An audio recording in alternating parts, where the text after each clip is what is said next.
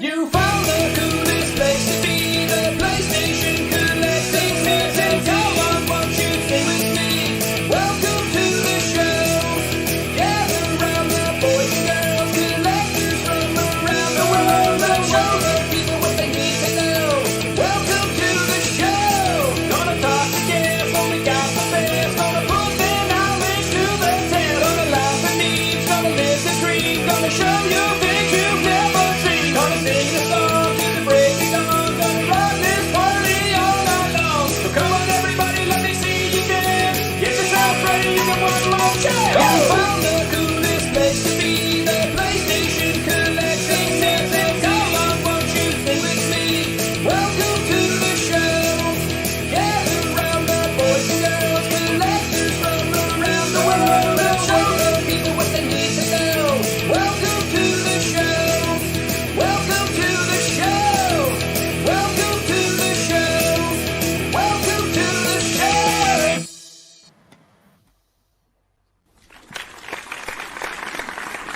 Hey, what up? Welcome to the PlayStation Collectors Podcast. This is season 3, episode number 9, and tonight we've got me and Joe. Welcome. I didn't hit the right applause this time. How's it going, Joe? You good? Pretty good, man. How you doing? Let's start. Hold on. All right, that's better. Okay. Yeah, I'm doing pretty good, my friend. Living the dream, enjoying life. Yeah, it's like pretty mild winter out here in the Northeast. Usually we're like buried in snow, but we really haven't got much. So, yeah, can't say I'm upset about it. Nice. Yeah. Literally the complete opposite here. It's storm season. Like, obviously, I wasn't here last Friday because of a storm, and then we had a thunderstorm the other night, and I think our city got like 10,000 lightning strikes in like 2 hours. So all the poor people who lost power in the storm lost their power again, but thankfully it stayed on here. Pretty sweet. Is it just poor people? Is that literally how it works? Or No. Do they have like? Do they have like? Whoever gets an unlucky grid, you know. They got Jennies. Is that, yeah, so. Yeah, you can hear them all running. It's not bad. Yeah, we get ice storms and stuff up here. We lose power a lot, so most people have them. Yeah, fair enough. But yeah, I'm glad you survived. That's nice. Glad you didn't get like tossed in like a big tornado and all your games didn't get scattered around. Like that would be terrible. But then we always have those feelings. Like, what happens if like I'm more afraid of water than wind, because like we don't get tornadoes. It's more like a hurricane. So it's it's not a concentration of wind. It's a duration of 2 hours of this strong storm. But it's like the storm surges and everything that gets me scared. That's why you got to keep all your shovelware on the lower shelves, all times. You can keep the. So I wouldn't put the good stuff on the top shelf, because if someone breaks in, they're gonna go for that top shelf. They'll just assume that's the good one. So you don't want the sweet spots like right in the middle. What I like to do too is like I put all the expensive games in next to the cheap games, so you don't know. But if you know, you know. Dude, you got to do is you got to put like your nice games, like just out, and like your crappy games in the protectors. I really fuck with them. They'll be like, well, this one's in this fancy case. I'm taking this freaking taking this display case of FIFA. This Rabbids Party Legends whatever game looks really, it must be worth a fortune. Then again, some games are worth a lot that you'd never guess. Like, I don't know. I wouldn't pick up Blue Reflection personally and be like, oh yeah, this has got to be worth a lot. But it is. You never know. Well, you're right though. It's not like let's use Pokemon cards for example. Like Charizard 20 years ago was the coolest card. It's still like the most expensive card. It still is. I mean, what do you mean 20? It still is. Freaking hologram one or whatever. Exactly. It's dope. Yeah. You look at video game collecting, like the way rare and collectible games go. If you start from like the NES, it was like stadium events. It was the game that sold the worst, not the best. It was the one that no one wanted became the one that everyone wanted. So it's interesting how things turn out. Yeah, I think the Flintstones is one of the most expensive ones, and then Little Samson's a good game. That one's expensive. I mean, there's always going to be exceptions, of course. It's Yeah, like that to one's a point out dope the one. numbers. Yeah, but you're right. It's definitely different. Um, collecting, yeah, I don't know. It's hard to speculate on how things are going to go for the current generation.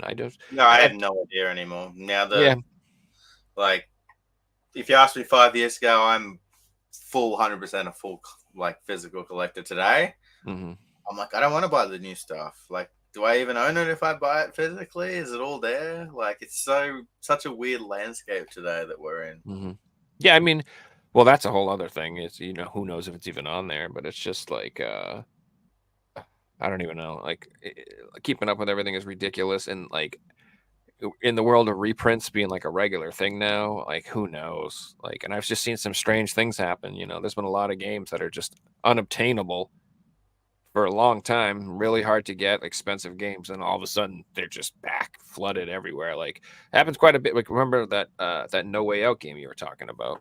Yep. That game for a while was out of print or sold out of stock, and it got very expensive. It was selling in the US for like between 50 and $100, I think. And then like all of a sudden it was just back in stock, Amazon, like $19.99 if you want a copy, for a long time. So I was just like, oh, I guess that game turned out not to be collectible, or at least worth as much. Maybe it'll come back or bounce back down the road. I don't know. I think it's such an interesting concept Mm. because let's use a game like the Nightfall, for example. So that game was collectible because it was expensive and it was low print, and Mm. it went up in value, and it became this game that all these PS4 collectors wanted. And I even spoke about it in a video, and there's videos on the internet. This is a game to pick up if you want rare and collectible games. Suddenly, it's reprinted and it's $30, and I don't even want to pick it up anymore because I'm Mm. like, it's a budget horror title. I've got it on the Truth Is Out There pack. It's now a $30 game. Mm-hmm. Hasn't got the whole. It's a rare, expensive game. It loses that title, and you don't really want it anymore, which is really interesting to me. It's an interesting concept. Yeah, but that's the thing. Like, I still speculate, and I'm probably wrong, but like, I feel like those games that are desirable like that, unless they reprinted like, 5,000, 10,000 copies or some crazy number, if it was just like a reprint of another 1,000 or so, I think it's just going to give it like a temporary, like, I don't know. So, video game desirability is an interesting thing because some games have what I view as like a natural desirability, just like they're great games that everybody wants in their collection because they're great games. Castlevania Symphony of the Night is the perfect example of Metal that. Gear Solid Legacy Collection on PS3.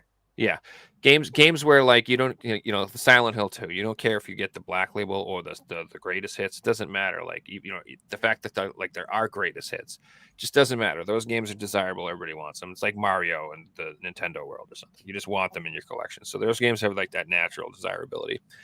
And then there's their games that are valuable because they're rare and hard to get. And once that dollar amount gets attached to them, and they just become collectible or desirable because there's that whole other like breed of collector out there who just likes to have expensive things. They don't really care about the games.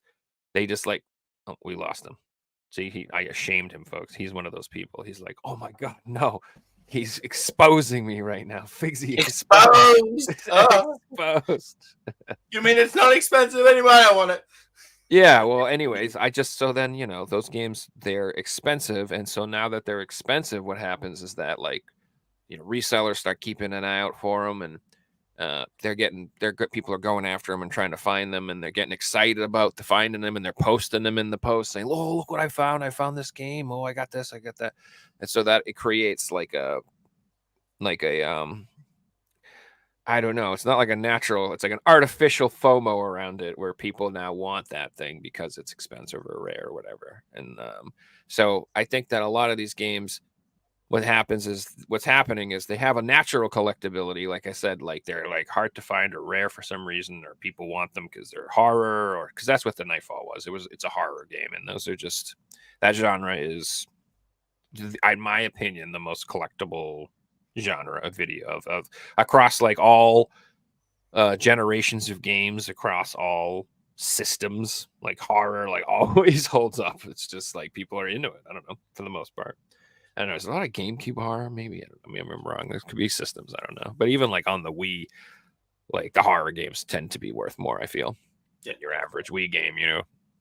So, so yeah. So those games, they have that thing where they become naturally desirable, and then they get a reprint, and they get like a temporary hit where the prices they go way down because they're readily available.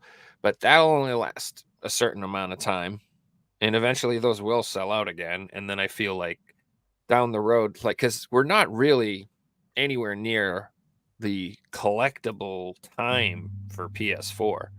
Like, this stuff takes like 15 years to become collectible because of the generational gap. It's the people who are between the ages of 10 and 16 growing up with this stuff, PS4 or whatever, when they become like 35, 40, and they have disposable income, that's when that stuff really becomes collectible. When people are like, dude, I want to play whatever I played when I was a kid, what I was playing with my dad, what I was playing with my brothers, the same, the stuff that we talk about with, NES and whatever, PlayStation 1, PlayStation 2, I don't know. Feel me? I want to throw a couple of curveballs at you because I Mhm. do agree with you, but I've seen some instances where this hasn't happened. So Sure. let's go back to the PS3, and there was a game in 2015 called Classic Heroes 2G, and it was the most expensive PS3 game. Mm. At the time, there was 2,750 copies. There was 3 variants, A, B, and C, and it was going for $3, $4, almost $500 on eBay. Like, one was selling every couple of weeks, and they were auctioning, and like it was going up and up, and it got reprinted. And you can buy a copy today, 5 or 6 years later, for the retail price of that reprint still.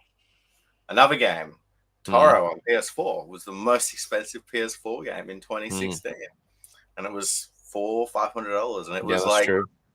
copies were auctioning for that. Today, you can get a copy for $50. I think it's cheaper to get it today than what they were retailing for. So I feel like a lot of these games, I 100% agree with you, but I feel like a lot of these games, like, let's say the Nightfield, I feel like a game like that, they wouldn't have even made 5,000 copies for. They would have been like, it's just some budget horror game. Let's just put out 2,000. Suddenly, all the horror collectors want one, and there's 10 times more horror collectors than. So they print 10,000 of them, and it has the opposite effect where they're just going to sit in stock for 5-10 years, and the price won't ever change. I feel like Painkiller's at that point right now, where Painkiller's never going to be more expensive than $100 because of the reprint. You can get copies for $30. I feel like Painkiller and Siberia are always going to be $30 games now. People that are selling the first print are now having to take a loss, and you're constantly seeing on eBay that first print getting cheaper and cheaper and cheaper and cheaper. Because at the end of the day, it's the same game, right? Why would you pay $30 for a $400 game when you can have the same thing?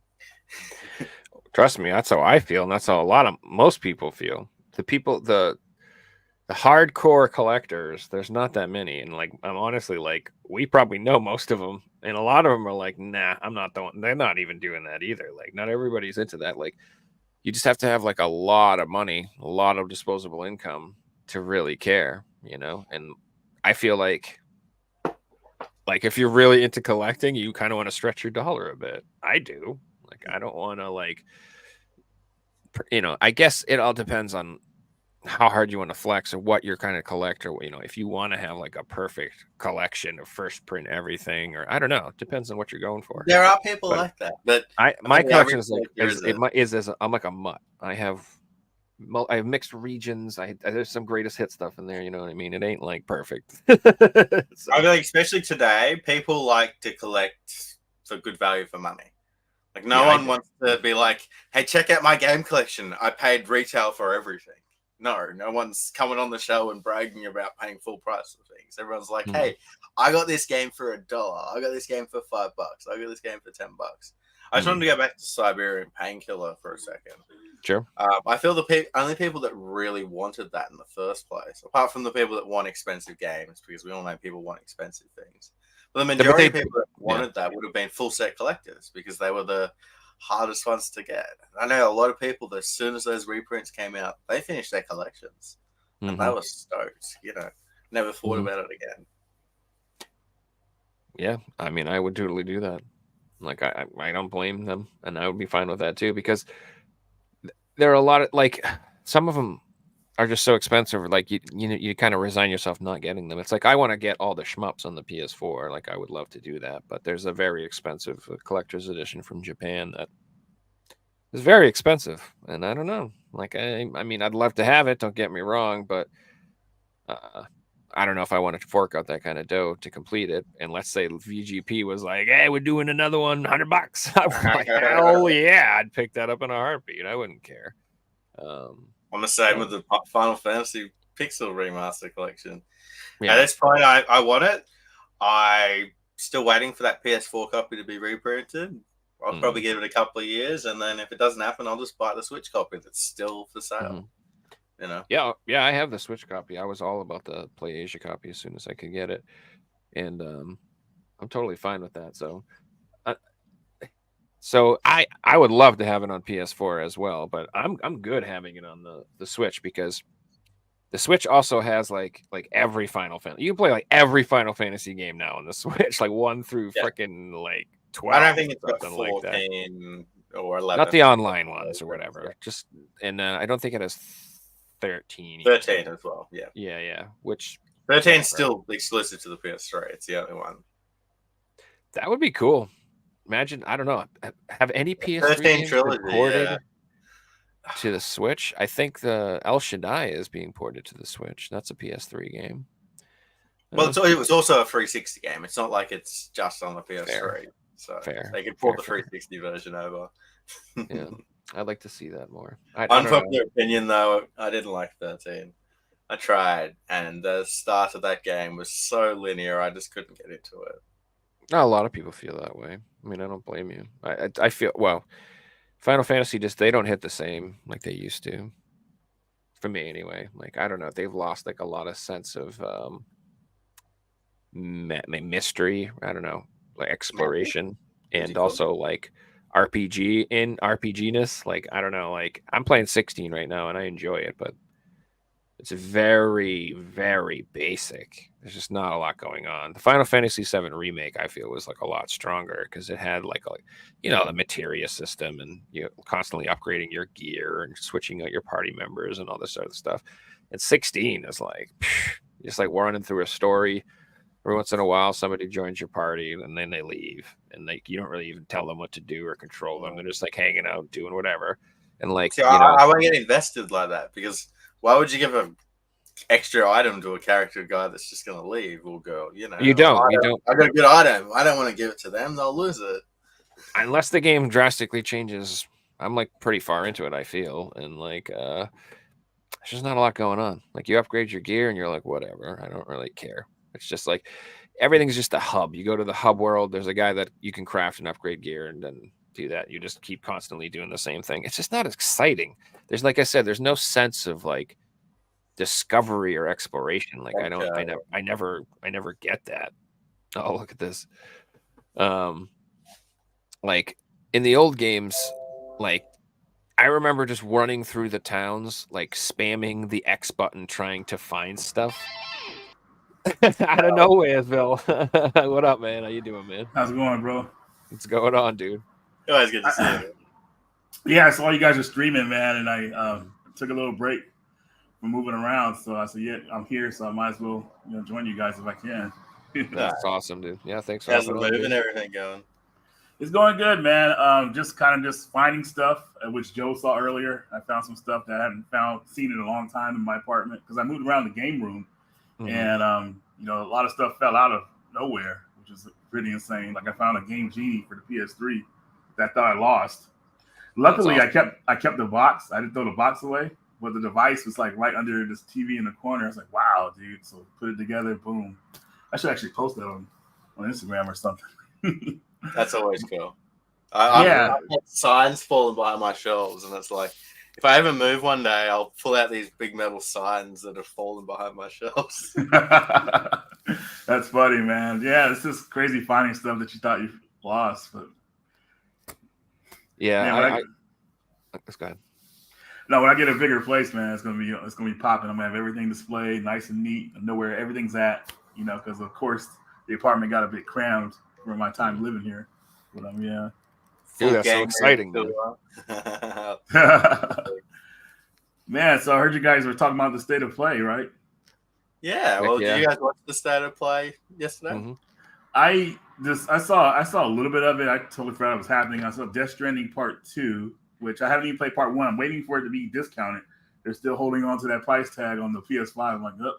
So I'm gonna keep waiting too. $10 Black Friday. I'll pick it up. Silent Hill, a demo came out for that. I should have downloaded it. I don't know what kind of demo it is. I think it's like a first-person demo or something like that. So it might be kind of cool. Which Everybody's game? 2 or the other one there? It's the other weird one. Okay. You know, because they're doing a bunch of Silent Hill games, I think, or they're trying to work on it because the IP's been like gone for so long. So I think they hired other developers to work on it too with their own ideas or whatever like that. So yeah, It's good though. It's such a big series to disappear for so long. You know, like it was Resident Evil and Silent Hill for so long, and then it just became Resident Evil. Yeah, Silent Hill, man, it really needed a resurgence. I just thought they would have did Part 1, which deserves a remake, not Part 2. But That's what I was just gonna say. Like, I think 2 is probably a better game than 1 overall. Obviously, like I think it's just a more fleshed out experience. But like 1, it deserves more of a reimagining or a remaster. Like if you were gonna remake a game and you wanted to flesh it out a little bit more and add to it and make it bigger like that would be the one to do it with. I think. I don't know. It's a wasted opportunity, and it's weird. It's just weird to start out with 2. It's just weird. Yeah, I think everybody's so in love with the whole the guy trying to find his wife and the love story, I guess. But I feel like the whole thing with Silent Hill 1 of the guy trying to find his daughter is more of a demanding story or something that's just stronger in my belief. Because when I played Silent Hill 1 back in the day, I mean the whole premise is I wanted to get the girl, get out of town because that game was scary as hell. Yeah. Silent Hill 2. You explore a little bit, it's not too scary, but it is weird. But nothing compares to Silent Hill 1, man. Going to that school, going to that tunnel in the school, you're in the school again, but it's all jacked up and the kids and just I'll never forget it. And the sound effects of the radio, just like when monsters are near, so terrifying. You know what I mean? It was insane.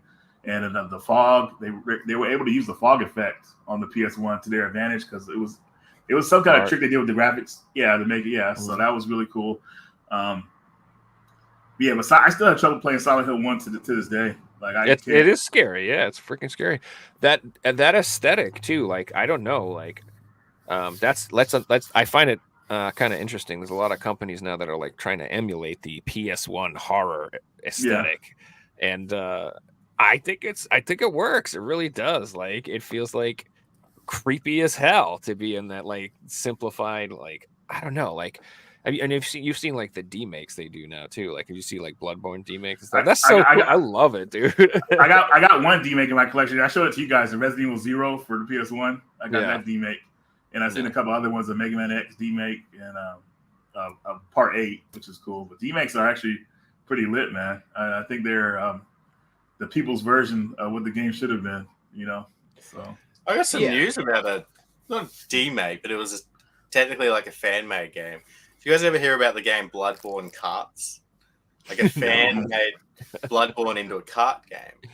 Anyway, Sony contacted them and want to buy the IP without Bloodborne and want to have like a kart racing game in that style. So it's becoming a real game now.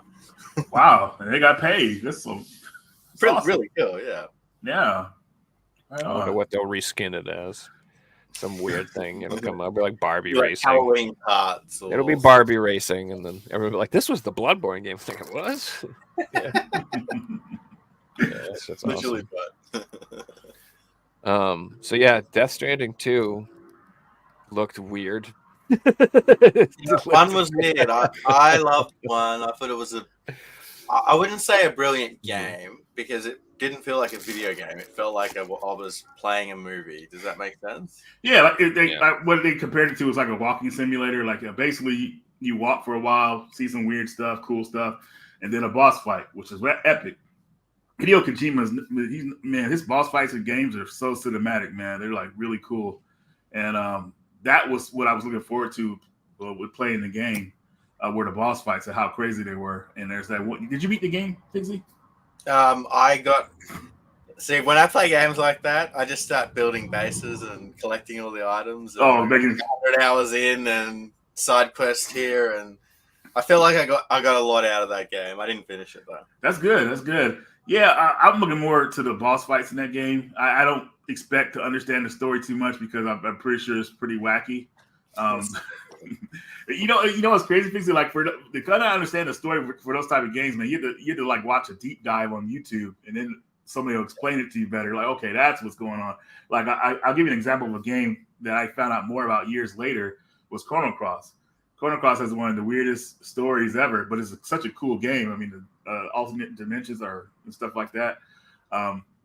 But I had to watch a deep dive on it to really understand everything out of it, because back when I was young, man, I just did not understand what was going on with that game compared to Chrono Trigger, because they're linked to each other, but it's not really pushed that they're linked together. They're trying to be their own. Chrono Cross is trying to be his own game, so yeah. But yeah, man, Death Stranding, man. I mean, did they give it a release date? I don't think we got a release date. No, did we get a year this year? I know they've been working on it for a while. They probably started about a few months after the first game came out. I'm pretty sure. Yeah. Well, these days they're probably working on it before the first ones are released. Really? You're probably right. Yeah, you're right, because they already got an IP. Let's keep working on it. So, because Hideo Kojima, his name alone sold the game.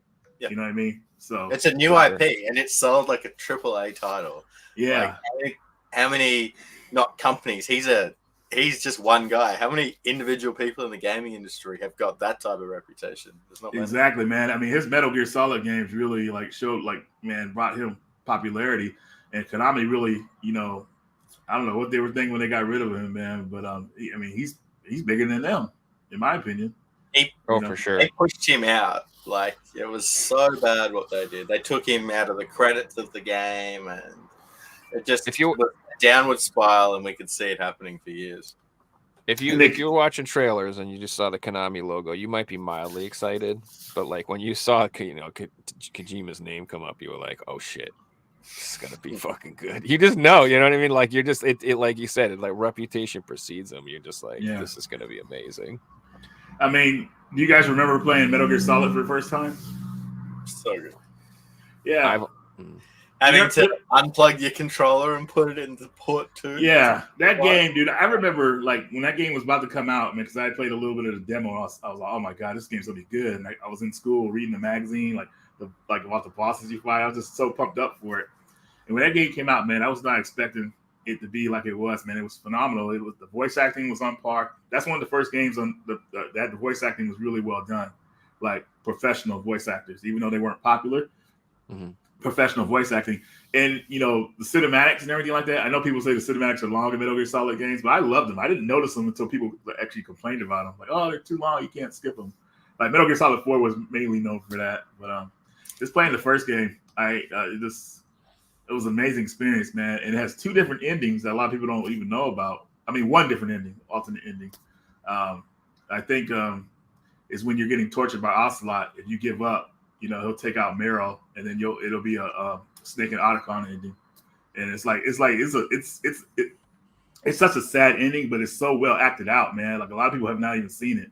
Like the way Snake's reaction when he finds out that Meryl died, and it's like, I was like, dude, man, it was like chilling how good it was. And it's like, man, this is where video games are going. Like, look how far it's gone. Like, it's insane. That's why the PlayStation era, like when it first came out, that was the first system that told everybody, hey, video games are cool. Like people didn't play video games, got the PlayStation. You know what I mean? That's when like you can walk around with a game magazine and not be called a nerd. Anything PlayStation in there? Yeah, right here. Boom.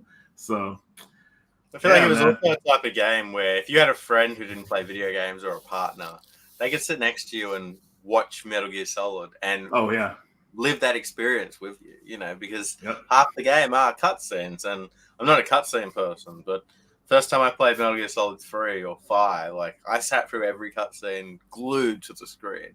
Yeah. One downside is I've replayed 5 4 times and have to sit through every cutscene that I've already watched, and it's like, oh god, not again. Yeah, speedrunners will probably get pretty crazy about that. Not be able to skip. Each game should let you skip a cutscene, especially if you beat the game. You should be able to skip them. In the PS1 area, nobody complained about the cutscenes. We were blown the freaking hell away by that stuff, dude. Yes, that was insane, dude. I remember, and like now you look back and it's like, God. I mean, I remember watching like the Resident Evil 2 cutscenes and literally just being like, it's so good. I just can't imagine. I can't believe how good it is. Like, just I couldn't believe how amazing it was. Yeah, like so. Cutscenes were dope at first. I didn't care how long they were.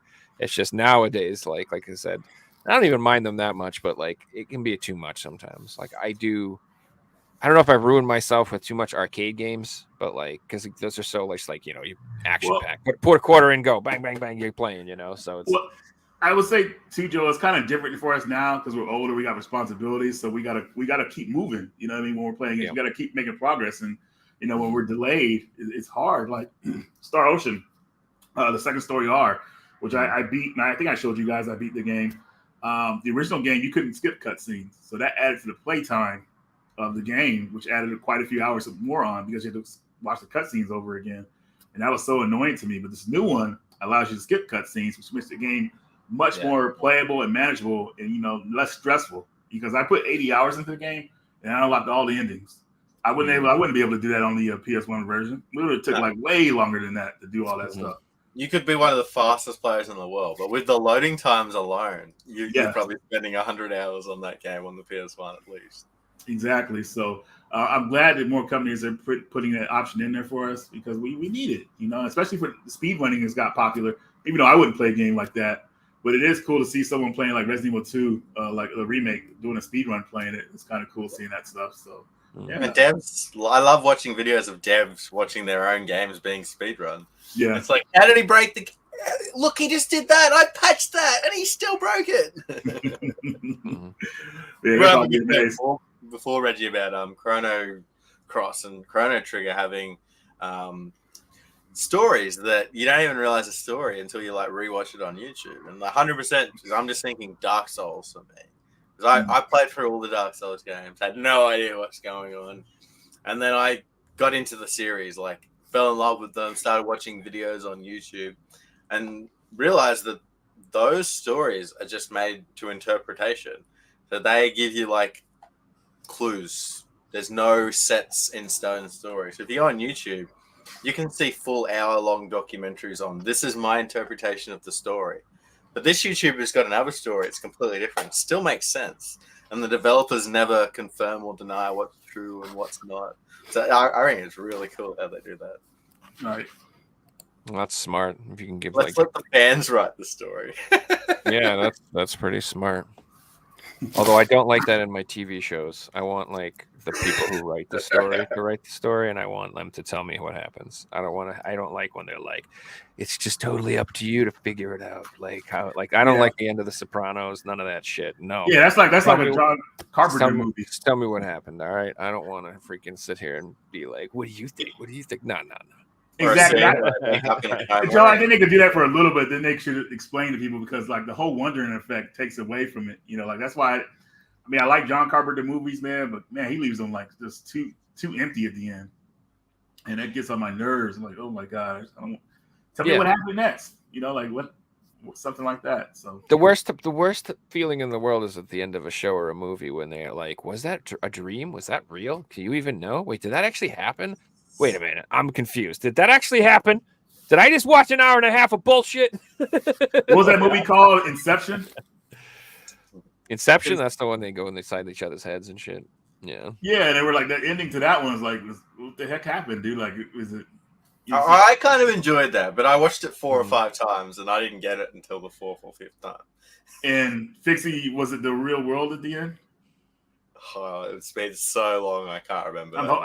I probably had to watch a documentary or something just to skip to the end of it and to see what went down. But I only seen that movie twice though. But yeah, that was a good one. But the ending just like, dude, you know a movie I've watched like 20 times and I'm still just like, huh? It's fucking Donnie Darko. Like I think I know what's going on, but I don't know what's going on. Bro, the deleted scenes in that movie help explain a lot of stuff. And the deleted scenes on the DVD, which they should have added to the movie, which would have made it more manageable. Maybe I'll pick that up. I do like that movie quite a bit. Yeah, it's a good movie, but they shouldn't have cut out those scenes because they were important to keep in the movie to keep things moving. You know what I mean? I brought up something that I forgot.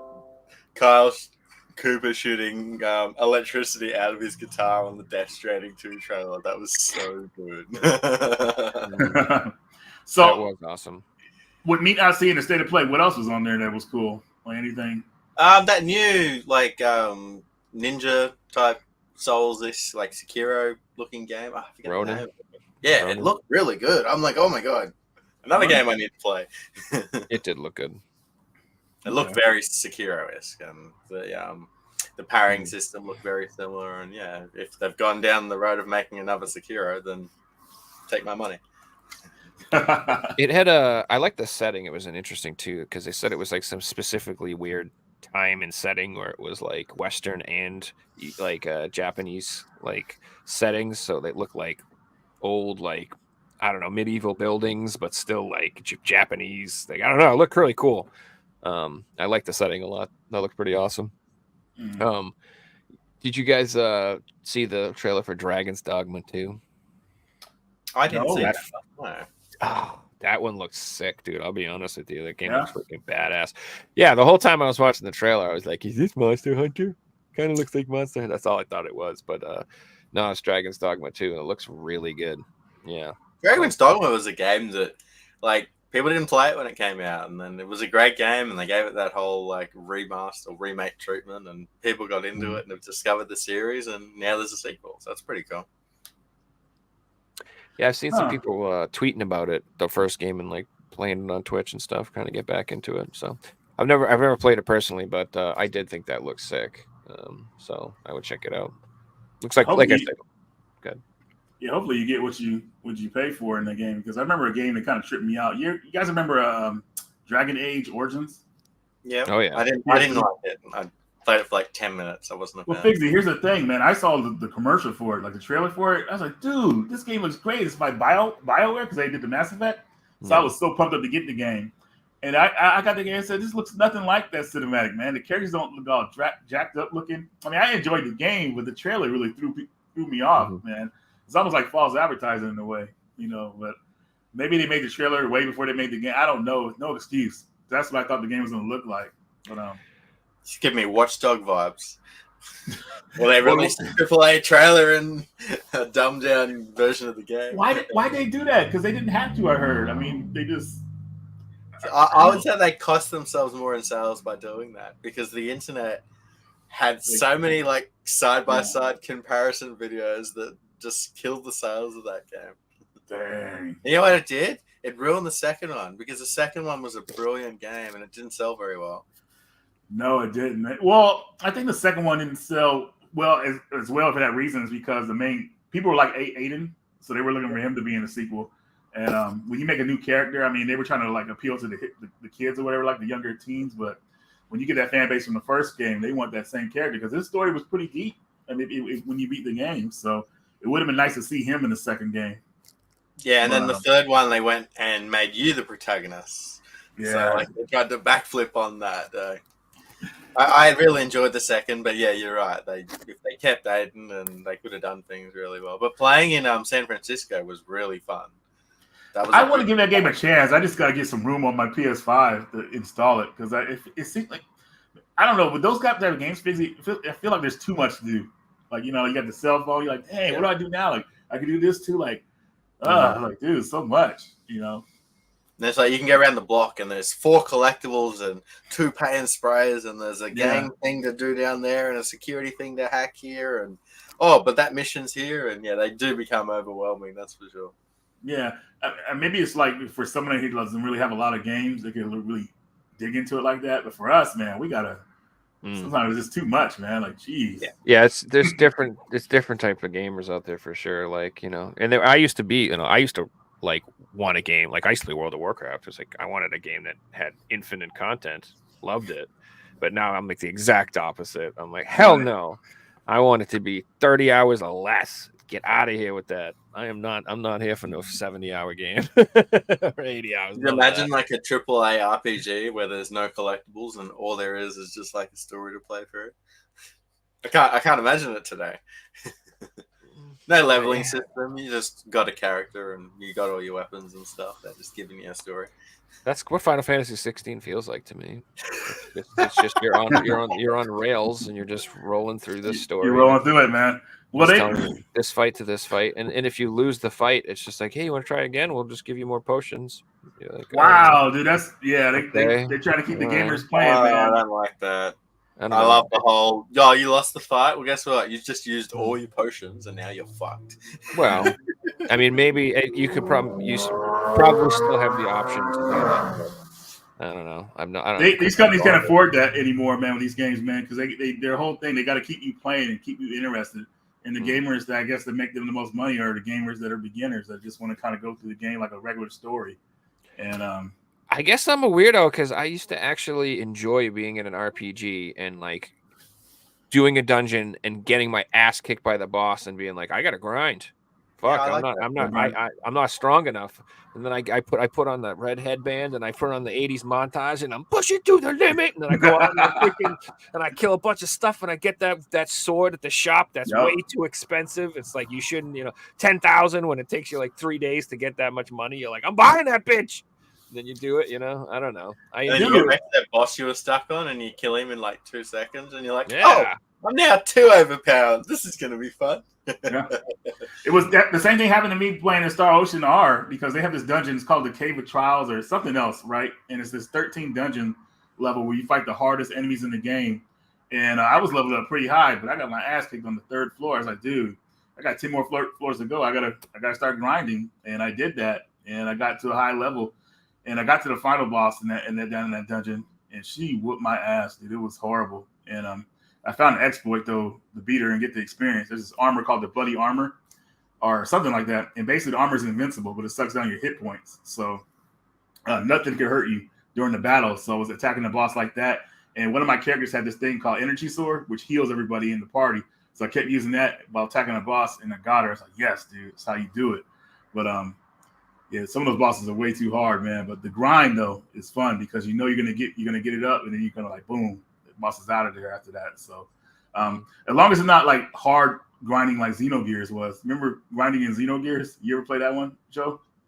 I played Xenogears, but I haven't finished. Xenogears is a weird game, right? It is. That's why I kind of like, I don't know. And it has like a lot of long story cutscenes, so it's weird where you need to grind it in that game. They don't really give you many grinding spots, so you have to like take advantage of what you can because you'll be underpowered in that game. But yeah, Dude, that's I remember lots of games. I remember the end of Dragon Warrior 3. I could not beat that bitch. And I just remember running around in the little dark world over and over again, trying to hunt metal slimes or with those little special slimes that give you like 1,000,000 XP if you hit them. You know what I'm talking about? I think they're like metal slimes and you can't, they dodge like every hit and they always run away and they're such a piece of they suck. But if you can actually hit them and crit them or whatever, you can like one shot them and you would get like just tons of XP and money and stuff. And I just remember trying to hunt them down for hours and hours and hours, trying to level up in that game. Which I'm looking forward to the remake because I'm gonna do the same thing.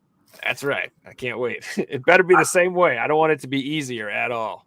It'd be just I had that game on the Game Boy Color, and I wish I had kept it, man. But that's a cool version of it. I like it.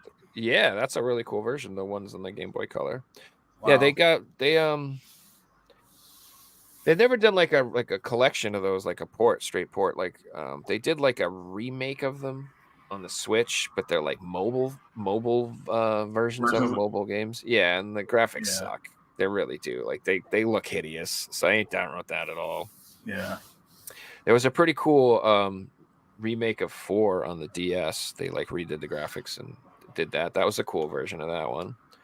But yeah, I'd love like an actual like like did the Final Fantasy remastered collection. I would love like a regular port of 1, 2, 3, and 4 of the Nintendo versions and everything. Speaking of that, is it back in stock for PS4? Not yet. Hell no. It will be at some point, surely. Like they're what, $1,000 now?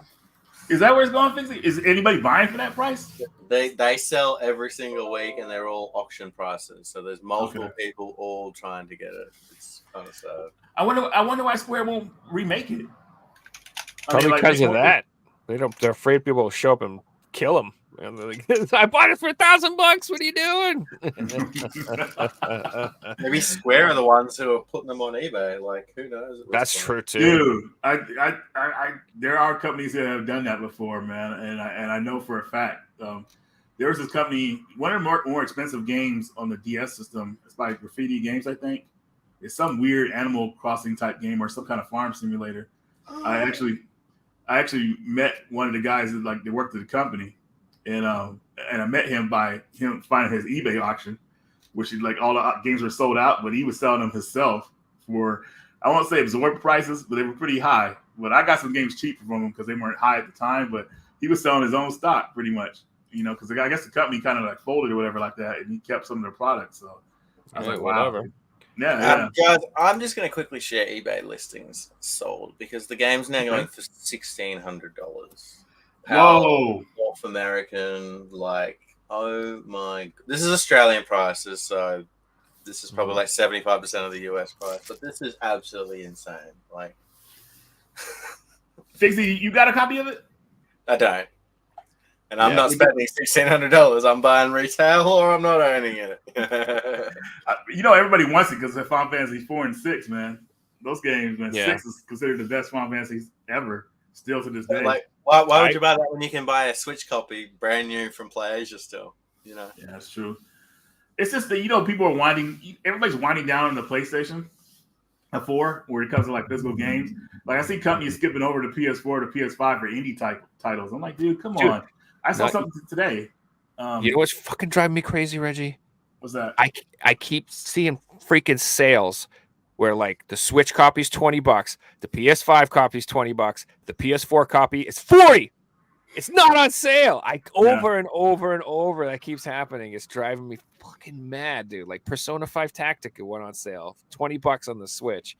And the PS4 copy is $38. I was like, come on, man. I want a PS4. Why you guys got to play me like this? What are you going to do? Dude. Well, Joe, with that in mind, do you think that's because now they're producing way less PS4 copies? Oh, yeah. 100% they are. Absolutely. They're doing the bare minimum amount, I think, of those. Because if we get back to 2021, I remember when PS4 copies were $10 cheaper than the PS5 copy. Yep. They also included a free PS5 download, and it was this is the best version to get. It's cheaper. It has 2 games on it, technically. Mm-hmm. That doesn't happen anymore. Nope. I think we're going to enter a realm of FOMO like you would never believe, because we're going to start seeing new games selling out fast and not being available, retail games. That's going to start happening because as they produce less and less and less, it's going to be like piranhas, man. I'm telling you, people are going to be. RoboCop's $100, and it was a AAA game. Still sold out, huh? Oh my god, I want to play that game too. Dude, what's crazy about that? I'm seeing people post 2 free copies of that game. Hey guys, look what I managed to find, multiple of them. They showed a little bit of flex, huh? 3 copies of the same game. It's hilarious. I think they'll eventually get back in stock. Usually what these companies do, they wait to do a print run with another game or something like that to make it cheaper, I guess. That makes sense. I've seen it happen with Disaster Report 4. So Disaster Report 4 and the PS4, and I think the Switch too, and more so the PS4 has sold out, and copies are going for a lot of money. But when they brought out R-Type Final Part 2, that's when you saw multiple copies of that game coming back. At least in America, it was, because you could buy the PAL version for cheaper, but people were strict about sometimes ratings on games. They want their American version, even though it's the same thing. But it finally came back in stock when R-Type Final 2 came out, and that's when I got my copy of the game. So, but yeah, I think companies do that. That helps them save money, doing it like that. I got a game I wanted to talk about, and AJ brought it up in the chat this week. So this week, Spec Ops: The Line was delisted from the Microsoft store. What? I'm not sure if it was delisted from the Sony store, but copies have now shot up in. Going for. Are you kidding me, Mixie? Going for over $100. Yeah. And Spec Ops: The Line is a brilliant game. I call it an experience. Some people don't like it. Some people think it's amazing. Everyone should play it once. Yeah. I've heard everybody who played it says it's dope. You guys were talking about it on this show, I think, actually. Yeah, we were. It's a great game. Mhm. So, Fixie, is it just the 360 version, or is it I'll PS3? find out if it's PS3 one. Is what? They're both going for a lot, I believe. I think Well, the that- 360 one is the more desirable one, though. Right? Yeah, because you can probably play it on the Xbox, backwards compatible and upscale Mhm. probably for that game, maybe. Because Microsoft is known for doing that, thankfully, upscaling their games. It's so weird to me that you guys were just talking about that game and then it just got Yeah, announced. it's being listed from the PlayStation Store as well because of the partnership with 2K has expired and they're not renewing the license. Well, Crazy. You can. It was $4 digital. Did it just go up? Like recently? This week it's gone out. Yeah. Could you imagine, like Square being like, "Hey guys, we lost the license to Cloud. We want you to destroy all your Final Fantasy discs. Sorry, it's over. It'll never happen."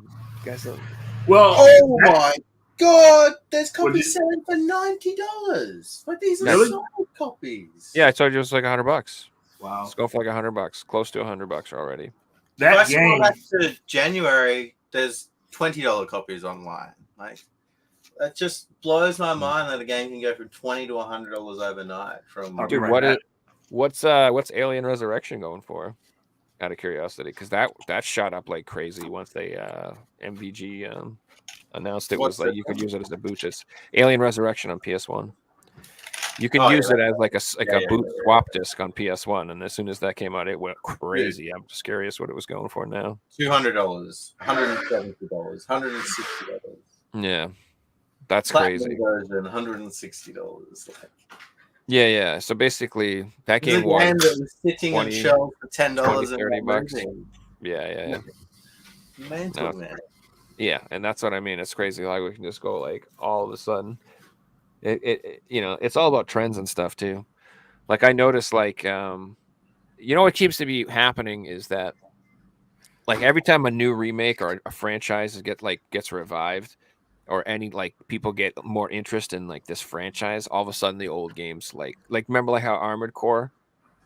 Exactly. Like, nobody gave a shit about Armored Core games, and then all of a sudden, once the new Armored Core was coming out, like everybody was like, "Oh!" and started buying them all up again. They got interested in it, it brought the hype back, and got people wanting into. You know what? I did like Armored Core. I'm gonna pick those up, and then there was probably like a whole group of people like, "Wait, that's the Dark Souls people made that? I didn't even know that's from Software or whatever." I didn't know that. And like That's my favorite game. Yeah, I'm collecting everything Front Software, baby. I'm so it's like all I of a would call sudden, it 5, only $100. Take my money. like we have that collective hive mind in the community, and like we all have that interest all at the same time. Like all of a sudden, a couple people make some videos about it, blah blah. It's like it's weird. It's really the wrong way to collect. Let's Correct. use You do not want it. You want to be ahead of all those trends. You never want to be following those trends. Yeah. Let's use the PlayStation best of pack on PS3 for example. So when they delisted the store in 2021, that shot up to like $300, and then they closed the decision, and people started buying their copies. Still, you want a copy today, you can get it for $80. Has the exact same games, same game that people bought for $300 4 years ago, but because people aren't all talking about it and aren't all trying to buy it at the same time, you can get it for cheap. Mm-hmm. Yeah. A lot of those people selling it on eBay would have just bought it to flip. So they only want a profit. So eventually they have to sell it. So they're going to be lowering their prices until it sells. Mm-hmm. Yeah, this is why in my last episode we were talking about buying from collectors. I'm like, I'd rather buy from not collectors. Collectors are like, no, it's worth this much, and I'll take forever. But like people who sell games for a living, they're like, I need money and I want to move stuff. So yeah, I'll give you a deal. Like you're the only one who's like us, this though. game in a year. You know what I mean? Yeah, like us though, we will hook each other. Well, each other up. That's different. Yeah, You know like what I mean? this is why people know there's some good collectors out there with us. Yeah, usually I'll try to avoid buying from a collector if you can, because yes, but I'm let's just look it saying, like, up. if I meet some random collector on the interwebs, like they all, they're like, but the condition and this and that and blah blah. I'm just as soon as they start talking like that, you already know. I'm like, no, man, I go by price charting and I want less than that. And I got a question for you guys. You see a post on Facebook, game collection, really cool stuff. You want a few of it. The comment says PM for prices. Are you PMing him or are you just ignoring it? No, Yeah. because you already know what's going down with that, man. Usually they want people to post the prices on there so people could like just decide if they want to deal with this person or not. You know, everybody PMs the person, then they do all the people are backdooring each other. Well, this guy offered me this much. Oh, well, I can give you this much. You know, it's just like, no, just put the prices and that's it, because it leads to fighting. And I see it happen in the groups, man. When that stuff happens, man, like he offered me this price, he sold some, you know, like craziness, you know. So I've had that before, Reggie, where I've wanted a game and a friend's message, hey, I got that game you wanted. I'm like, oh, sweet. He's like, the highest offer is $200. What are you offering? I'm like, good luck, mate. Like nothing, zero now. The first time go ahead. No, I was gonna say what drives me crazy too is like they'll be like, I want $150 for the game, and I'll be like, all right, and I'll literally just go on eBay, look up the same game. There's like 20 listings, $120 free shipping. You know what I mean, for all the same game, and I'll just take a snapshot and I'll be like, hey man, you know, I can just have this delivered to my house for free. I don't have to leave. I don't have to move, and I get I can return it. I get all these benefits for doing it. I'm like, so why would I, you know, so if I can get that for 130, you want 150. I'm like, and I have to drive to you, spend my time and my gas to pick this damn thing up. I'm like, I'll give you like $100 for this thing. You know, that's like the best I'm going to do. It's got to be like cheaper than what I can do from hitting a button and have it dropped off at my door, dude. And these people just don't understand. They're like, no, but my friend Fred sold his for $150 in 1996. I like, or whatever, man. I don't fucking. People gotta understand, man. You're not illogical. It's not rational for me to do this. It would be irrational for me to buy this from you. You're a fucking lunatic. and no, Joe, they gotta understand it. They're not gonna get top dollar. You gotta figure something. You gotta be more intriguing than the other guy that's selling it. You know what I mean? Like, why should they buy your copy? I mean, there could be like a few exceptions. So. And I never used to think this until I worked in retail, but if you work in a retail shop, for example, it sells video games, and say you have rare games that don't usually show up, and your prices are eBay or 5% more, if you get a customer come in, they can pay that because in their head, they see the one on eBay, but they get this whole, I can get it today. And people have this whole thing, not saying we do, but they can get something today, they'll be happy to pay $5, $10 extra, or even the same price. When if they think about it, they know that they can just wait a week, buy it on eBay, get it cheaper. But there's a lot of people out there that want the convenience of getting something today in their hands. That's totally fine. I mean, if you want to pay for the convenience, I get it. And then there's also, you know, you get to see it, check the condition, hold it in your hand, see if it's complete. That's like a huge thing too. Because like a lot of the times if you ask questions to these people, they'll increase their prices. You know what I mean? Like, so if you're like, hey, is this thing complete? Does it come with the map? You know what I mean? And then they find out that their listing is $50 cheaper than every other listing that has the map. Right. So that's why I'm asking. I'm like, so if it comes with the map, it's 200. Without the map, it's 100. This dude's asking 100.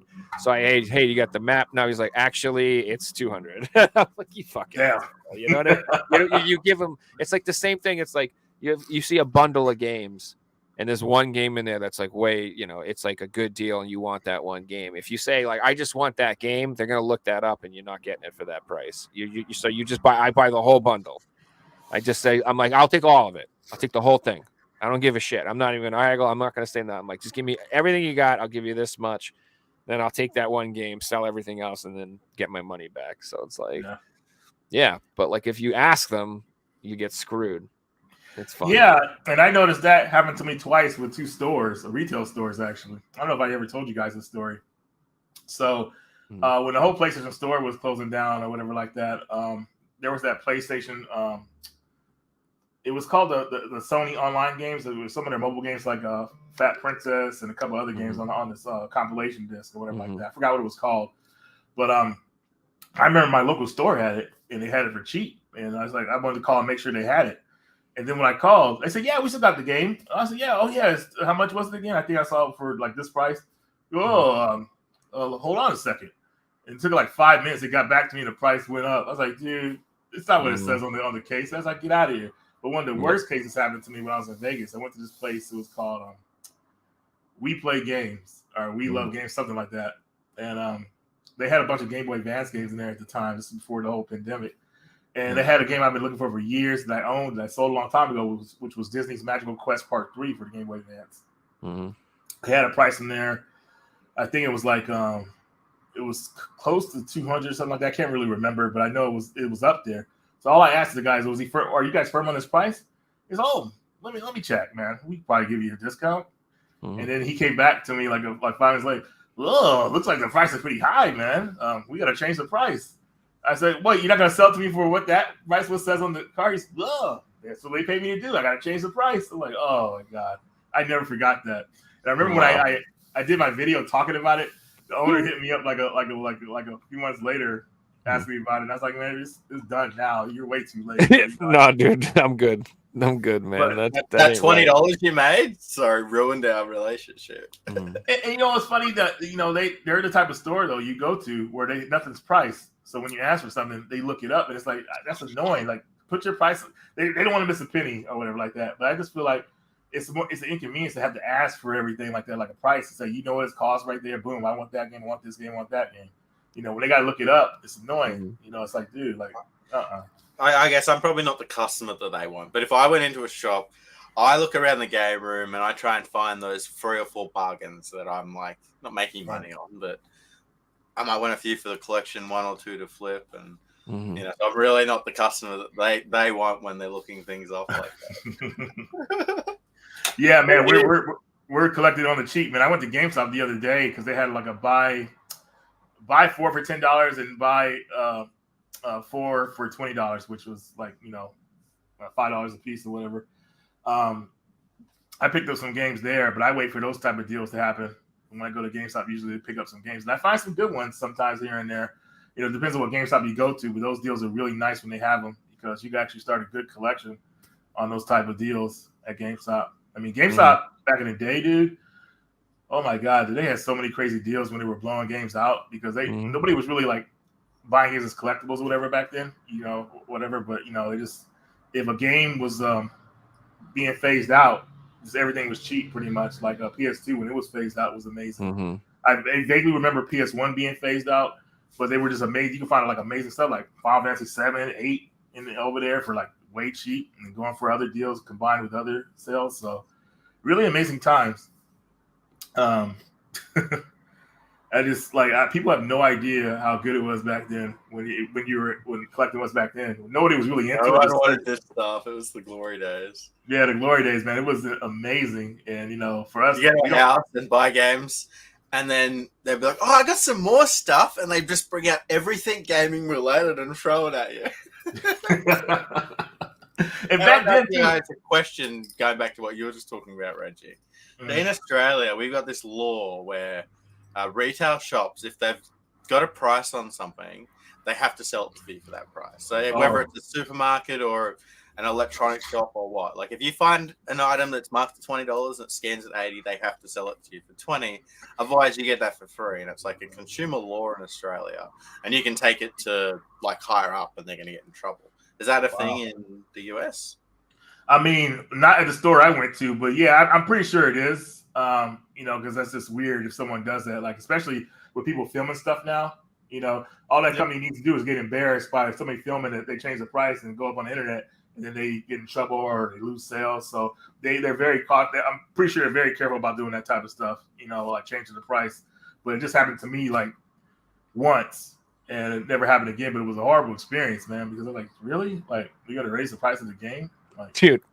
You'll never get that, and you'll never go there again. So, at the end of the day, who's the one that lost out? It's them losing out. That's true. Dude, I remember I went one time with my friend. I went to a Circuit City with his grandmother. Circuit City, wow. Circuit City, baby. And we were looking for TVs, and his grandmother found this TV that was like mispriced, like it was like a $300 TV marked $119.99 or whatever, and like. They were like, "Sorry, no, we can't sell it to you." And this, she was not having it. This little old lady fought with that manager for like an hour.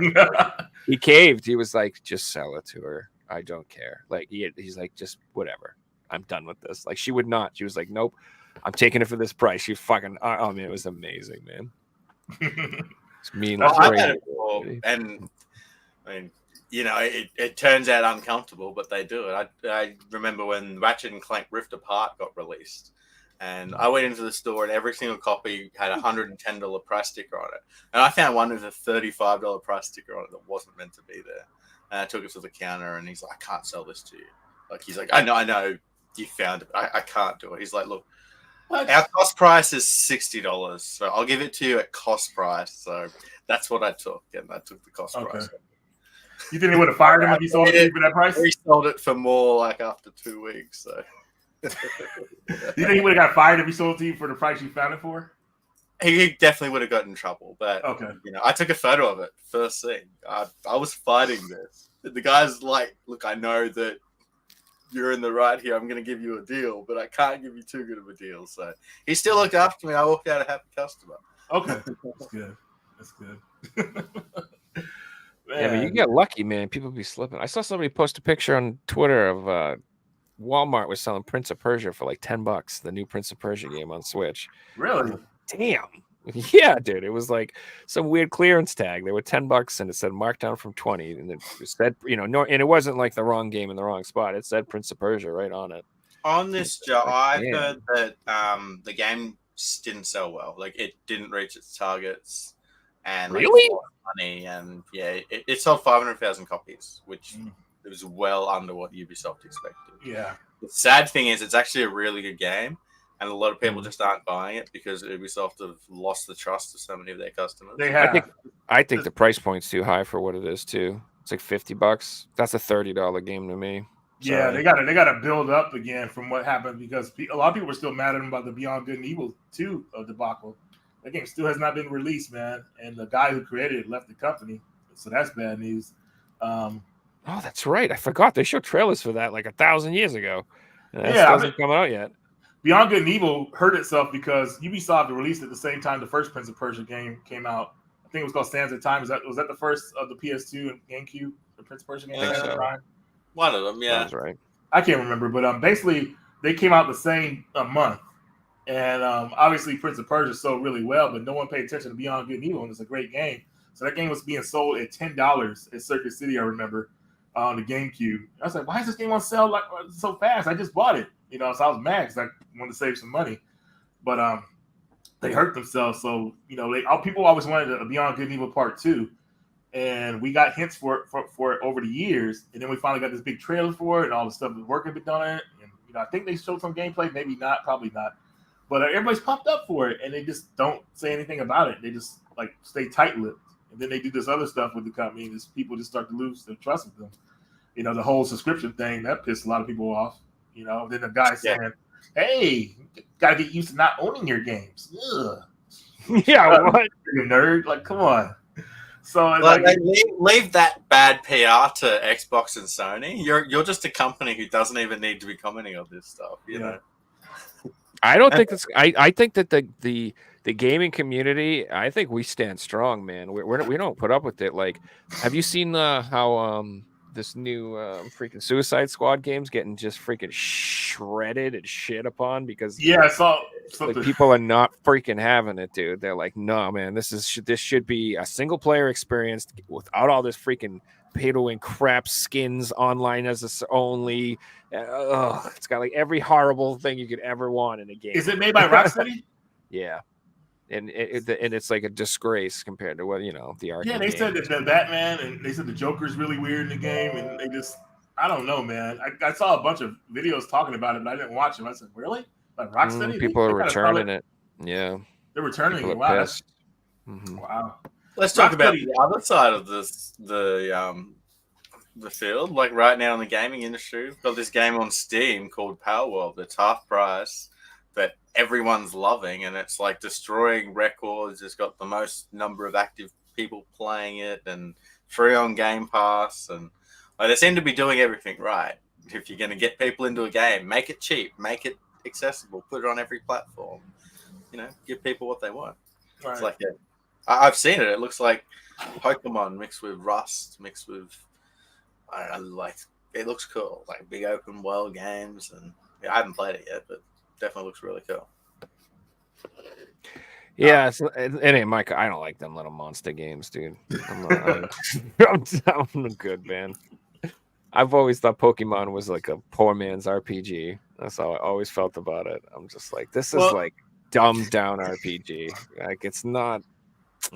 I never liked it. Don't hate me. Sorry. It's time for something to knock out Pokemon. They've been the king too long, man. So this game can do that. Pokemon, they're the old king. You know what Pokemon is? Pokemon's like the guy who doesn't take care of his hot wife. You know, he lets himself go. He doesn't really care. You know, and you know, like some guy comes along and he's like, you know, hey, I'll treat you right. You know, and that's like the entire Pokemon fan base right now.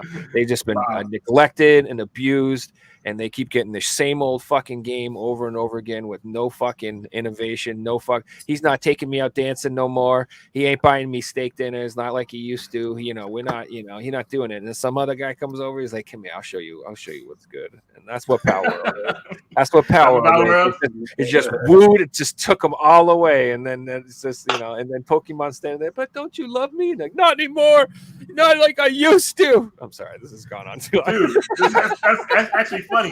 But what system is the game on? Is it just PC? It's on Steam. Is it on? Console? Is it on PlayStation and Xbox? No.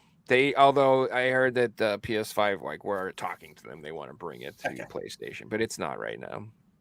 Okay. Wow. On those systems too, man. That's really cool. You know, like the PC and Steam.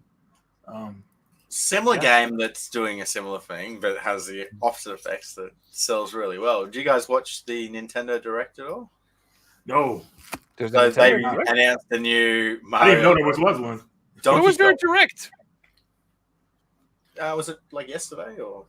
Wow, things are keeping us laced up, man. What did they show? There was a Direct. Yeah, they had like a new Mario versus Donkey Kong game, and like it looks like all the old ones, but I want to pick it up and play it, and I'm sure it'll be just as fun. Because if it's not broken, don't fix it, right? Right, 100%. Oh, let's screw Nintendo. Let's talk about PlayStation. Did you guys see the trailer for Judas? Nah. Oh, okay. So, do you guys like BioShock? Yeah. Yep. Infinite. Okay, so it's the same people who made BioShock. It's like a new game, but it's not BioShock. But it looks pretty much like BioShock, but kind of looks like Infinite. Dude, it looks dope. I'm pretty excited about it. I love those games. Like I said, they're in my top like 3 games maybe of all time. I love BioShock that much. So Judas looks dope. I would highly recommend you check that out. Okay. We're getting the Hellraisers too. It's kind of cool. Working on Helldivers. Oh, okay. I was to say, we just got a Hellraiser movie. I mean, dude, a Hellraiser game, I would literally be fucking. That would be my number one most excited. Dude, I would love that. Dude, Pinhead is my favorite. Pinhead is the greatest, in my opinion, evilest villain of all time. Like Pinhead is, like, let me put it this way: if you had to be like, what villain would you just not want to show up? Like, if someone walked through the door, who would you not want it to be? I would pick. I don't want it to be Pinhead. Dude. I don't want it to be Pinhead. Everybody else can just kill me once. Pinhead, he's like, I will torture you for all eternity. I'm like, no. He would tear everybody apart. They had like a battle royale with all the movie villains. Like Pinhead would come out on top easily. You think you know pain? That would be a good movie. Like a Hunger Games with just villains from movies. Oh wow, the battle royale. Yeah, that'd be sick. No, but Helldivers, I don't know. I never played Helldivers 1, so I don't know. But Helldivers 2 looks cool, but I know it's like a different perspective. I think the old one was like top down, and this one's like third person, right? Oh, okay. Well, that's interesting. Yeah, I don't know. Those it looks all right. That's not really my cup of tea. But you know what I am extremely excited for is this is honestly the most excited announcement is the new Metro Awakening VR game. Oh yeah, I've seen that and I thought Joe's gonna love this. Oh dude, I did. You are not wrong about that. Like you know me, I like VR a lot. I'm just obviously I'm an enthusiast. You know what I mean? Like not as much as I love Pokemon, but you know I'm really into it. And I also really fucking like the Metro games. I think they're fantastic. Like I loved it. I played the newest one recently, and I absolutely enjoyed it. So, yeah, I am gonna dig Metro Awakening. I'm really looking forward to it. It's nice to see like a like a kind of a more popular IP getting a little VR love too. Like you know how they came up with that Horizon game. I feel like this is like, other than them adding like, whoa, you can play Resident Evil and you can do that too. Like this is like, I'm not like a first, like this is made for VR and it's like a main title. Yeah, like we were They need talking a to do couple of that weeks more. ago, there aren't VR games where this is, if you want to play it, you can't just play it. You need a VR, I want more like dedicated VR experiences of popular franchises. Like that would be sick. Like they need to do this with whatever. Like I a said. Silent Hill VR. Would you play that? Well, I would argue that VR almost need an IP like every horror game should have a VR mode. Here's an exclusive game that will sell VR2s, because now there isn't really one. Well, the thing about that, I talked about this a few years ago, man. Like horror games get the blood pumping, right? But can it be scary enough to like give somebody a heart attack? That's the thing about horror games, man. Like you're seeing it in VR, you thinking you're really around this stuff, dude. It might cause some serious, I don't know, man. Like scaring you to death or something like that. Not that that'll happen, but it's a possibility. That might be the reasons why they're not really pushing something like Silent Hill. I don't know what to say. Yeah, it's just like we'll see what happens. Maybe they will. I feel like they will.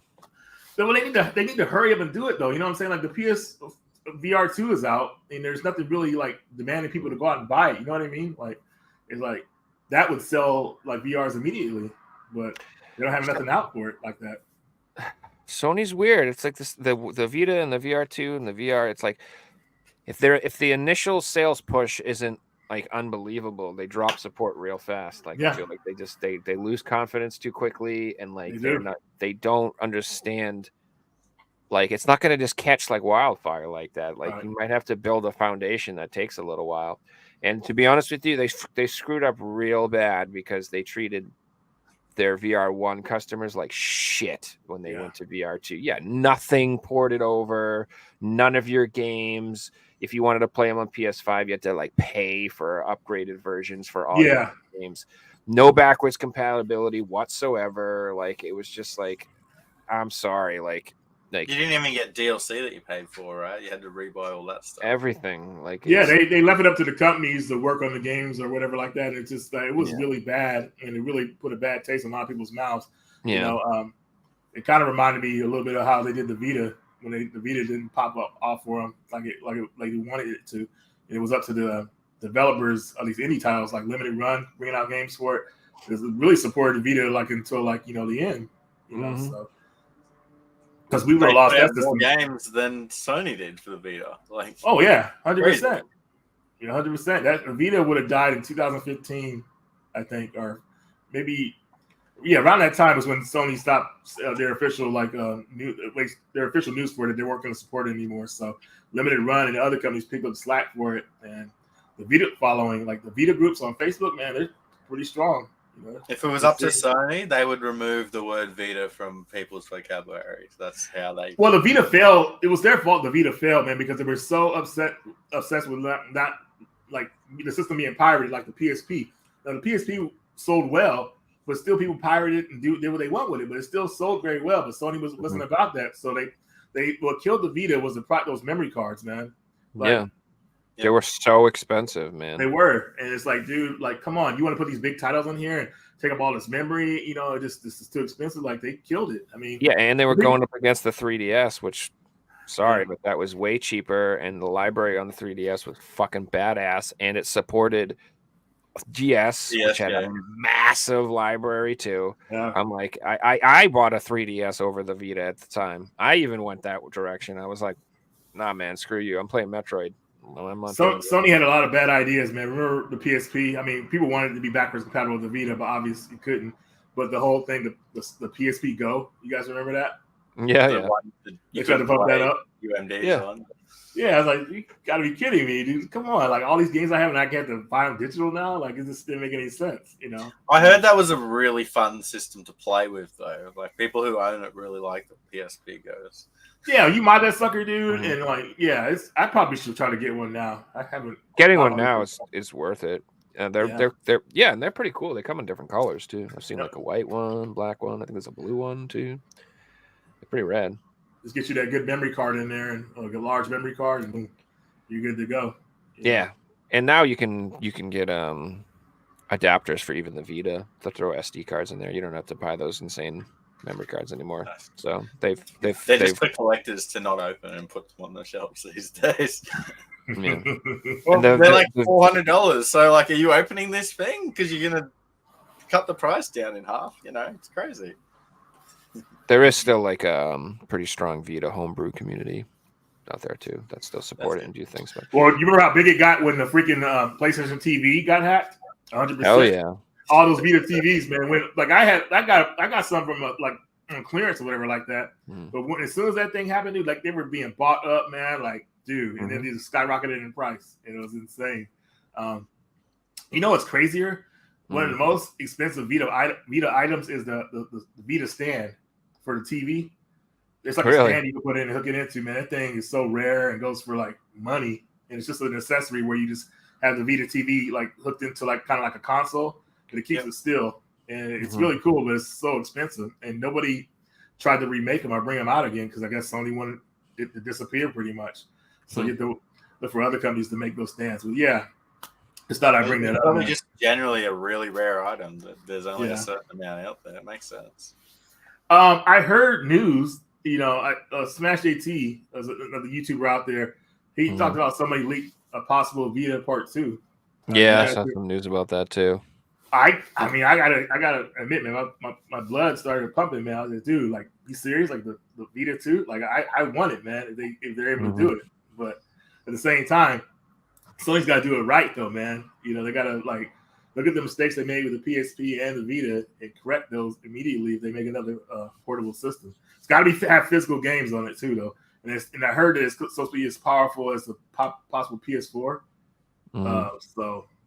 I mean, yeah, the news I saw said that it should like natively run PS4 like level games, no problem. It should also be able to play PS5 games, but some developers would have to like patch it to play on it because or like dumb it down, like how they do with the Switch. Same thing, like you know they always have like a version for mobile or whatever or for Switch. Well, so, but like I don't know about playing physical. I doubt that. I doubt they'd come out with carts for it. I have a feeling they would just. I feel that would be digital. the road. I feel like it would be more of a what's the new PlayStation portable device that you just bought, Joe? The Portal. Yeah, I feel like it'll be more of a Portal than a PS Vita PSP. It'll be like a home console that you can buy games on and install, and it'll be a portable thing, but you can't put games in and buy them and sell them. See, Fixie, if that's the case, if that's the case, then just get a Steam Deck, though. You know what I mean? Like, I feel like it's no reason to get it if they don't have. They got to appeal to everybody's wants for a new portable system. If they do it, for me, obviously, it's got to be physical games. Max Donnelly just said more like a PSP Go. And exactly, it would be like that. And we know for a fact that these companies don't want to produce physical media anymore. So Sony aren't going to start making cards if they don't have to, because we know they don't want to. So they already don't want to make CDs and Blu-rays, which is like the cheapest form of media out there. So they want all of them. They want digital only, and it's showing. You know. So the Portal is awesome, by the way. I you know I don't know if people have gotten or used it, but it works great, and I really like it, and I think it's fantastic for what it does. But I just I don't know, like if Nintendo has any brains and they just make a new Switch and they don't reinvent the wheel, and it's just they stick with physical carts and they stick with physical media, and Sony and Xbox don't. I'm sorry, like Nintendo's going to be getting all my money. Yeah, 100%. I feel the same way. I'm not doing that. If Switch 2 has carts and the PlayStation Vita 2 does not have carts, I'm not buying. I'll probably buy a Vita 2. I'll probably buy it. I'm not going to lie, but I'm not fucking. I'll be buying my games physically on the Switch. Sorry. Well, Japan has always pretty much been all about the physical. I think they're strong about physical games, so I think Nintendo would always keep physical games coming. So yeah, but I'm with you though, Joe. If that happens, which I feel is going to happen already. I mean, Microsoft has already went that route. Sony's going to fall in suit. So I can't be mad at Microsoft. I haven't been buying this shit anyway, so they can do whatever they want. Well, after the Xbox One, man, they've really been trying to push that Game Pass stuff, man. So, which is fine. Allows you to get it for $1. Just renew. Yeah, but I think Game Pass is a good deal too. Like, yeah, it's $1, and there's so many games on there that just came out. Like, genuinely think it's a good deal. But you go on Sony right now, I can't justify buying PS Plus. No. It's expensive. You don't get much for your money. You get to play online, but you can get Game Pass to work. They don't have the plethora of games that the Xbox Game Pass though has. Not even close to that list. You can get Game Pass to work on a Steam Deck, right? Yeah. Oh, so then there you go. That's a good pairing right there. I could see that being pretty.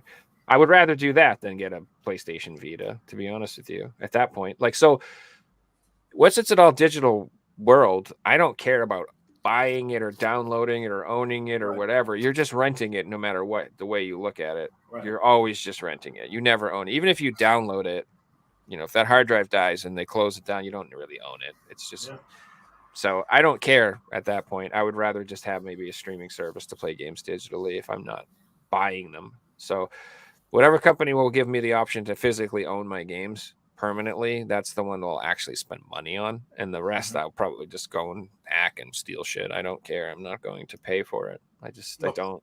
Precisely, Joe, and we're probably going to be on PC because you can do that on a PC.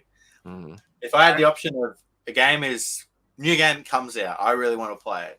It's on PlayStation, it's on the Switch, it's on PC, and it's physical only, and it's $100. Well, guess what? I'm jumping on my PC and I'm putting my little eye patch on, and I'm going, my hearties, let's get this game for free. The piracy is going to be crazy. That's for sure, dude. Dude, it's true, though. Like, same when the music scene happened. Like, when they stopped making CDs, why would you pay $1.69 on iTunes when, the whole music subscription thing makes sense because you get all this music for a low price where you might be paying a lot a year, but that initial price makes it seem like you're getting a good deal, and customers have to feel like they're getting a good deal to want to keep spending money. Yeah. I've seen a lot of people give up on like a lot of streaming services lately too. They're just like, I'm done, and they're going back to pirating. So I remember all these people who they were sick of cable, so they started pirating, and then streaming came along, and it was like a good deal, and it was convenient. So they like, all right, so they did that, and they stopped pirating, and now streaming sucks. They're all like, no, I'm just going back to pirating because, like, the amount of commercials is out of control on these things, dude. Like, it is absurd. Like, YouTube, literally, they will show you a commercial now, and it's an hour. It's an hour-long infomercial in the middle of my 10-minute video. I'll be watching a 10-minute video, and a commercial will come on, and all of a sudden, I'll be like, dude, why have I been hearing about this fucking stupid-ass thing for the last 15 minutes? What the fuck is this? And it's just, it's a commercial. It's like, dude, like, it's gotten out of control. Like, and like, I know I can just pay for YouTube Red or pay for that, but after a while, I'm like, I don't want to be paying for all this shit that I barely use. You know what I mean? Like, I work, and then I play games, and I watch TV or whatever, maybe an hour a day. Maybe an hour a day. I'm not paying for 17 streaming networks and freaking ad-free services on 12 different things. Like, it's not worth it.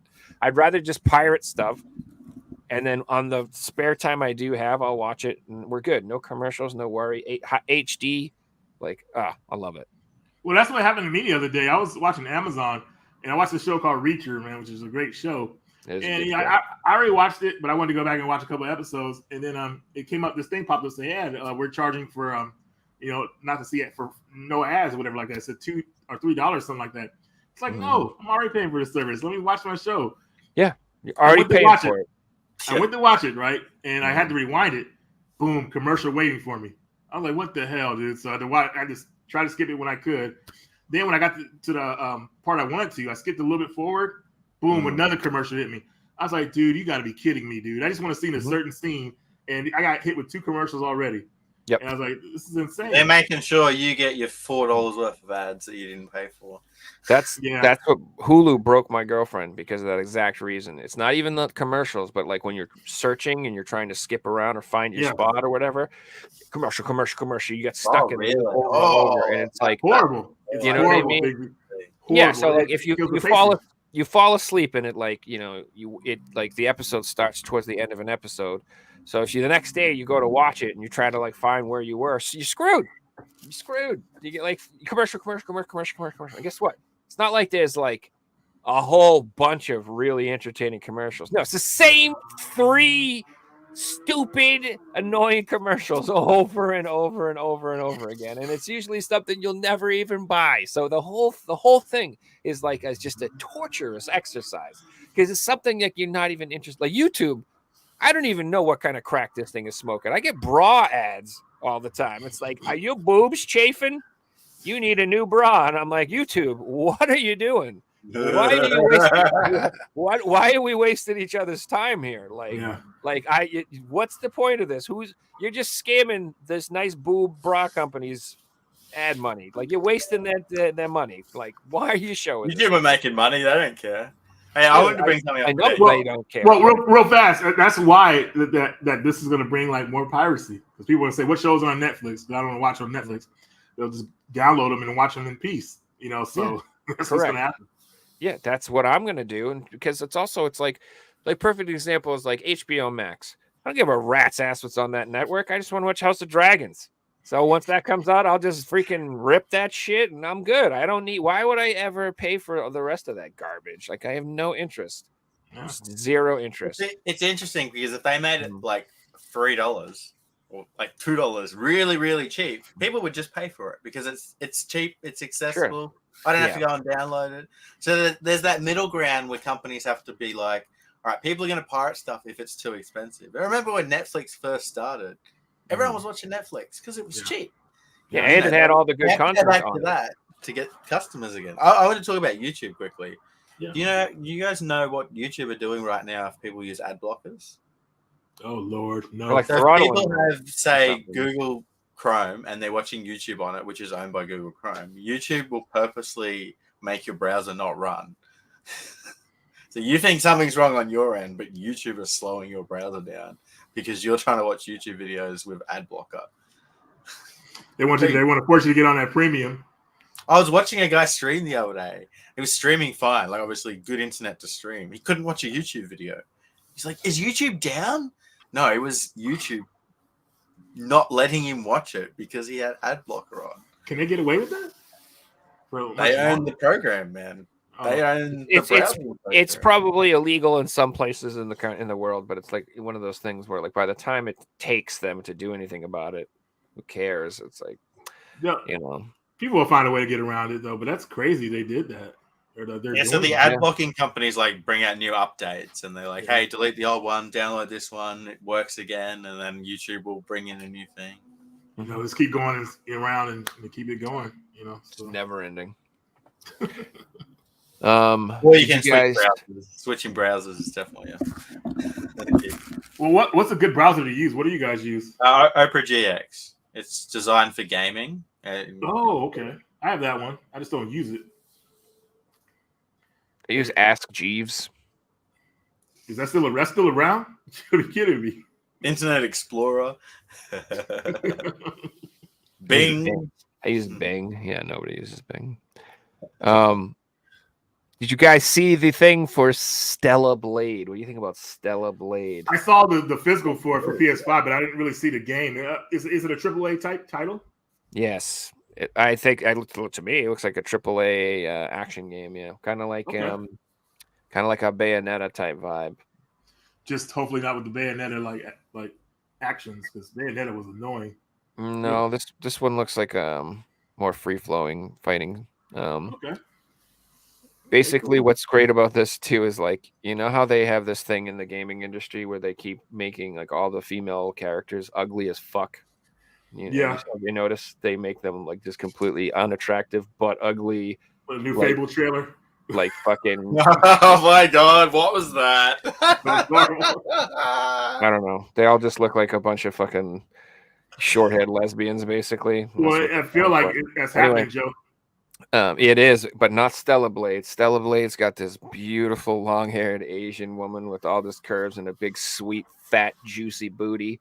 And it looks beautiful for that very reason. So I'm going to buy it for that very reason because I support what I love and I support the art that I want to see.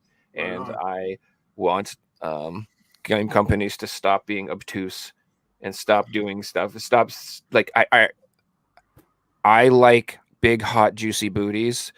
I don't give a fuck what anyone thinks about that. I don't care if that makes people mad or upset or think I'm a bad person or whatever. I don't give a fuck. I buy video games. That's what I like. I want to see hot, sexy fucking women in my games. Put them in my games. If you do that, I'll give you money. And if you don't, I won't. All right. That's the deal. And people need to just realize that's how it is. All right. Stop trying to change the world. You're not going to change the world, you idiots. You're never going to stop me from liking big, sweet, juicy booties. You're never going to. You're never going to. No matter how many times you tell me not to, and I'm a bad person or whatever. I don't give a fuck. I don't give a fuck. I like that. That's what I want to see. Put it in the game. End of story. So everybody buy that game. That's my rant. Well, you guys know why that's happening, right? That's happening because certain developers are being hired, and they're kind of like putting their influence into these games. Like they're saying, well, if they're creating these games, exactly, they want the characters to look like ugly them. women are getting hired at these companies, and ugly women are like, yeah, I don't like that all these boys like the pretty girls. I want all the boys to like me. And here's a funny game I noticed it with too, which is like just a regular indie title, but the new Battletoads game. I was like, when I saw the character art for the Battletoads game, I was like, what the hell? And then I saw the Dark Queen looked in it. I was like, dude, come on, man. Like the Dark Queen, probably one of the most beautiful looking villains ever. And the way she looks in that new Battletoads game, I was like, dude, this is horrible. Then I looked into who made the game, and sure enough, it was somebody who wasn't that attractive. I was like, yeah, that's what I thought. So they gotta stop that, man, because it's gonna kill. A thing like absurd.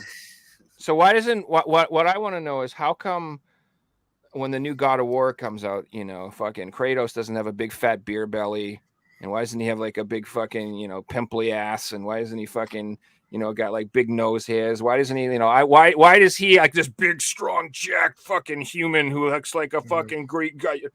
You know, that you know, that's the image that they can sell all the time, and that's no problem. But like for some reason, women like aren't allowed to be attractive. Like, I just don't understand the logic. It makes no sense.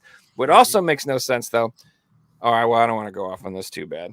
Anyway, this will be a totally different show. So they can make it really realistic, Joe. Have a really attractive main character, but she charges $1.99 a month to see if. Yeah, Oh Lord! You know what I am looking also forward to? Did you see they're doing the PS5 PC like update for Until Dawn? Did you see that they're doing that? Oh, I did see that. Okay, Yeah, Until Dawn was like the first game I got for my PS4. You know what's funny about that game? Because I watch horror movies a lot, especially back then. I kind of know what to do in those situations, and everybody survived on my first playthrough. I mean, it was scary, but I managed to get everybody to survive. I mean, not all of them liked each other at the end, but I got them to survive. But I'm shocked that they're remaking that game because I feel like Supermassive Games, they're making the Dark Anthology series right now. So I would think they would go back and make Until Dawn, but maybe it's like a celebration because it's been out for so many years now. I think it's been 10 years, right?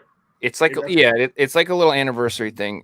Also, I don't know. It seems like in the trailer they had the narrator from the anthology series. You know, the guy with the hat they always have in all the. He was like narrating. He was in it. Whoa! So Okay. So I think they've like added extra content and souped it up, and I think that this is they're gonna like incorporate it into like the whole anthology finally, like officially. That's what it feels like to me.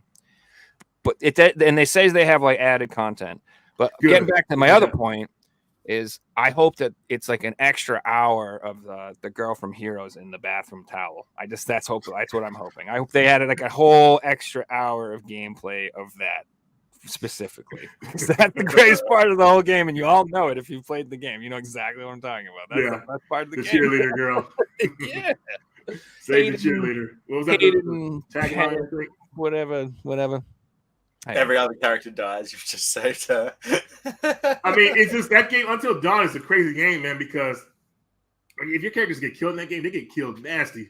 Like the things you run into that game are the accidents, the monsters. They pull no punches, man. I was like, dude, seeing how some people got killed in that game, I was like, wow, that's pretty messed up. So, yeah, I'm looking forward to it. Just hopefully it'll push the PS5, you know, to really. I obviously wanted to run in 4K. it'd be dreamy if it could run it at 4K and 60 frames per second. But we've got to choose one or the other. Unless the PS5 Pro comes out, which is that still a thing? Is that still it's theorized? I hope it's a thing. I think it's just a thing like the Switch 2 is a thing. It's an internet-made thing that treads on Twitter every couple of days, but isn't real. I want it to be real because we could use a bit more power because I feel like PS6 will. Well, I think it'll still be physical, but I shouldn't even go there. I have no idea what the PS6 is going to be.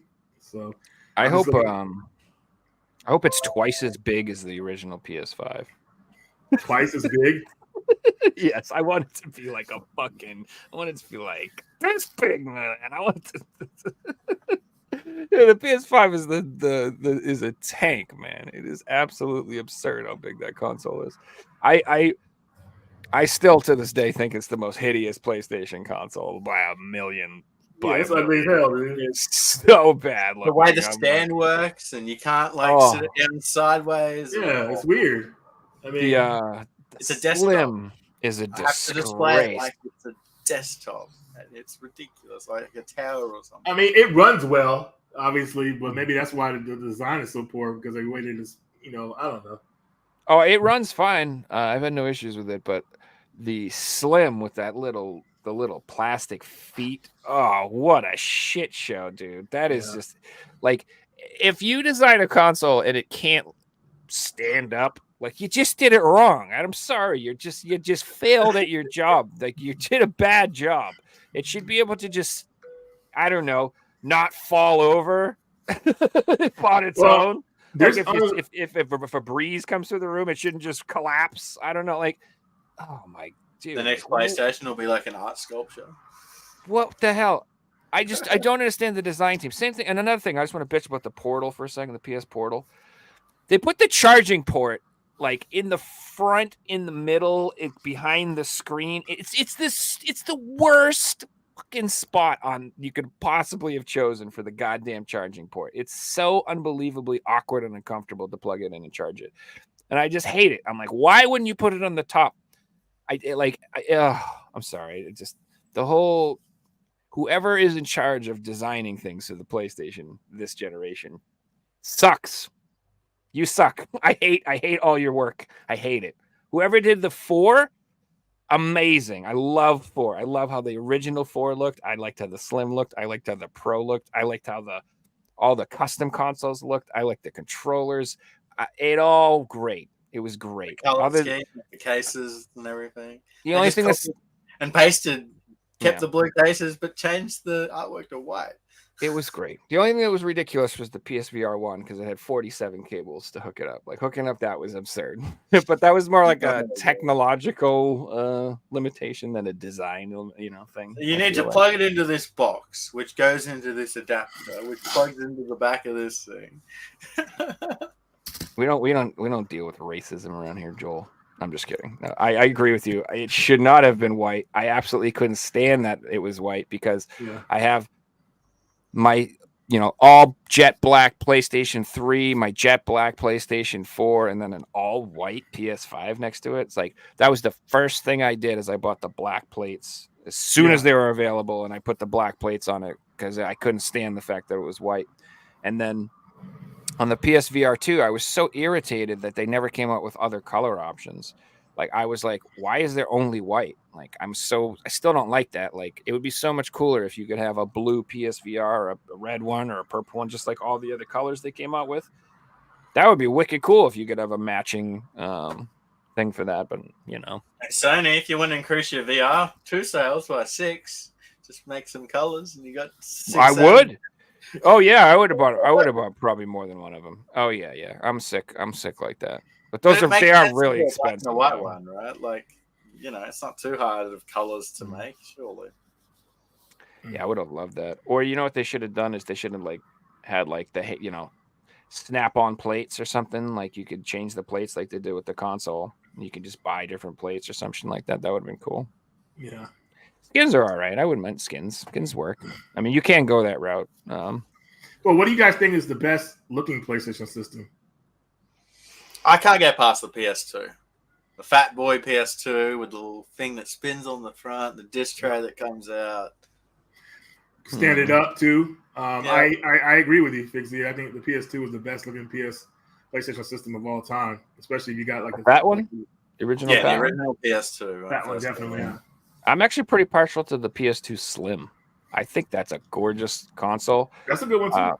I just Very practical to own. They stand up sideways too, and they have. Have you ever seen the stands for them? They're really cute. Really? they're nice. Yeah, I like them.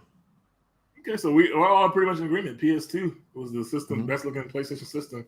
Next I to do that, I like would say the PS1. I like the PS3 Fat too. I do. I'm going PS3. Really? After that, but Yeah. So for PS1, I actually, you know which one I like is I like the smaller one you could attach the screen to. That little one. I love that one. Yeah, I think yeah. that's dope. Do you have the screen for it? Oh, hell yeah. Yeah, hell yeah, Oh. dude. I know. Oh man, and I remember like haggling with this motherfucker because he wanted like $50, and I'm like, no way, bro. And I talked him down to like 30 fucking bucks. I remember like, highway robbery. yeah, bro. I was like, 50, you crazy. Like this is back a little while ago, and like now Never they, be worth now $50. now they're like going for like $200. It's like, god damn, I was such Dude, a prick. I remember I did like Such a jerk. I didn't realize it, but yeah, sorry. I did a PlayStation video like on screens because I have like all the different variations of screens in that video. Like, man, I went back and looked at it a few months back. I was like, damn, dude, I got way too many screens. But I got them for cheap because nobody wanted them and they Those didn't things care are about them. sweet. Now they see them out in the wild. Oh my god, people be all over them. Mhm. You know? Yeah, I saw somebody selling like a brand new one in the box the other day for like $500. I was like, What? Yeah, $500. yeah, sealed. But I mean, it's a marketplace. Fucking Even not a Sony ones, wish. like old video security system screens go for a lot of money these days. Those old CRTs. Oh, those little monitors. Yeah, those things go for mad money, dude. That's because they have RGB input, I think, right? Oh yeah. Yeah. Yep. So that's You guys got any pickups or games to show off today? Yeah, I got some pickups. yeah. A couple thanks to Joe Rad. But you guys want to do that now? Yeah. You go Okay. first already? All right. Oh, he's got the fucking squirt water game right next to him, dude. You see it? He's showing that off. That's dope. Hell yeah. That's a Why big not? one too. That thing's Ninja deluxe.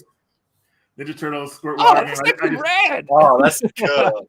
I just emptied it actually. I just emptied it because it had water in it. But Dude, I used to yeah, love those, you dude. shoot the basketball and Yeah. add the points and everything like that. So pretty cool to have. Dude, I used but to have like a ring toss one, you know? You get the rings on. What the you guys thing. gonna be really impressed with. I was actually working on the video for this. It just never came out. I haven't got to it yet. But I got a Ninja Turtles countercade, and it's portable. Nice. So you can see the back here. I got the battery pack hooked up to it, so you can take it portable anywhere you go. So Wow. it's got the light up marquee. Obviously, the 2-player one, which they made a 1-player one, which I thought was stupid for one of these. It's got to be 2 players. Why would you want to beat him up one player like that, especially the game like that? No, that's got to be. Yeah, and they needed to add more games onto here. They got Ninja Turtles and Turtles in Time. They could have added like a couple more like Konami beat 'em ups like Vendetta or something else. Maybe I'll be able to add it, but this is hard to find. My buddy Will found it for me, and we did a trade because everybody's trying to charge like way overpriced for these right now because they're like they're out of stock or whatever. So I wasn't gonna do that, but he found one, and I got it from him. And I'm gonna check about modding it or whatever like that. But here I want to show you guys. Here's the Ninja Turtles, the first game.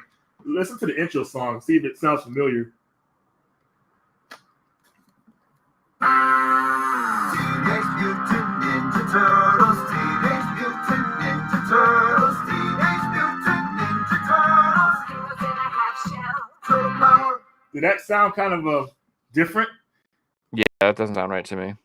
Yeah, and they changed the song, I guess, for copyright issues. But Is that the Mike Patton version? Because Mike Patton sang on the new game. I don't know if you Really? know that. I don't know. Yeah. I didn't know. Yeah, he but, does this. He does the vocals for the new Shredder's Revenge. A teenage mutant. That's Mike Patton. Yeah, It fake definitely fan. sounded right. Yeah. But I still like the intro. But the real game on here that's really good is Turtles in Time. Turtles in Time doesn't get a lot of love for the arcade version, but it's a better game than the first Turtles. It's just that a couple of things are weird in it, like the Shredder boss sucks in it. Nothing will surpass the Shredder boss in the first Ninja Turtles arcade game. The multiple Shredder clones, that was insane seeing that as a kid. I was like, Yeah, that's a big flex. Everyone's sitting around at the dentist office waiting to go in. Some kid's playing on his phone. Some kid pulls out a Game Boy. Reggie pulls out a Not the fucking freaking Ninja arcade. Turtle. He's like, Ready to go, man. Right? Imagine playing that on the airplane. Yeah, dude. Dude, you just walk up to have this on your show. Hey, let's play some Ninja Turtles. And Are you and the next to kid someone on playing the Ninja plane? Turtles again? You wanna No. so these, well, damn, I don't know what the hell hold on. Oh, I got these today. Let me unwrap them real fast. But I got some games from a Super Rare. And this one, Jason had told me about, said it was a really weird game.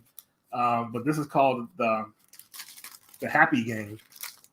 And sorry, I gotta take it out of this plastic. You guys heard of this one? Nice. Actually, I haven't.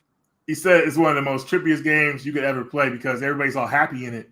But, behind those smiles is something sinister. And as you play the game, like the happiness turns into some weird stuff. And just, I don't know what to expect with this game. But, I mean, maybe I could be happy for a little bit. But then who knows, man. But it looks kind of trippy. So I'm looking forward to trying this one out. And then, damn, they wrap this stuff up tight. We got a Yeah, they put that stuff to you protected. We got the Source of Madness for PS4. Nice, dude. Nice. That was great. So I heard good things about this game. I used to have the Switch copy, but I wanted it on PS4, so boom, there's that.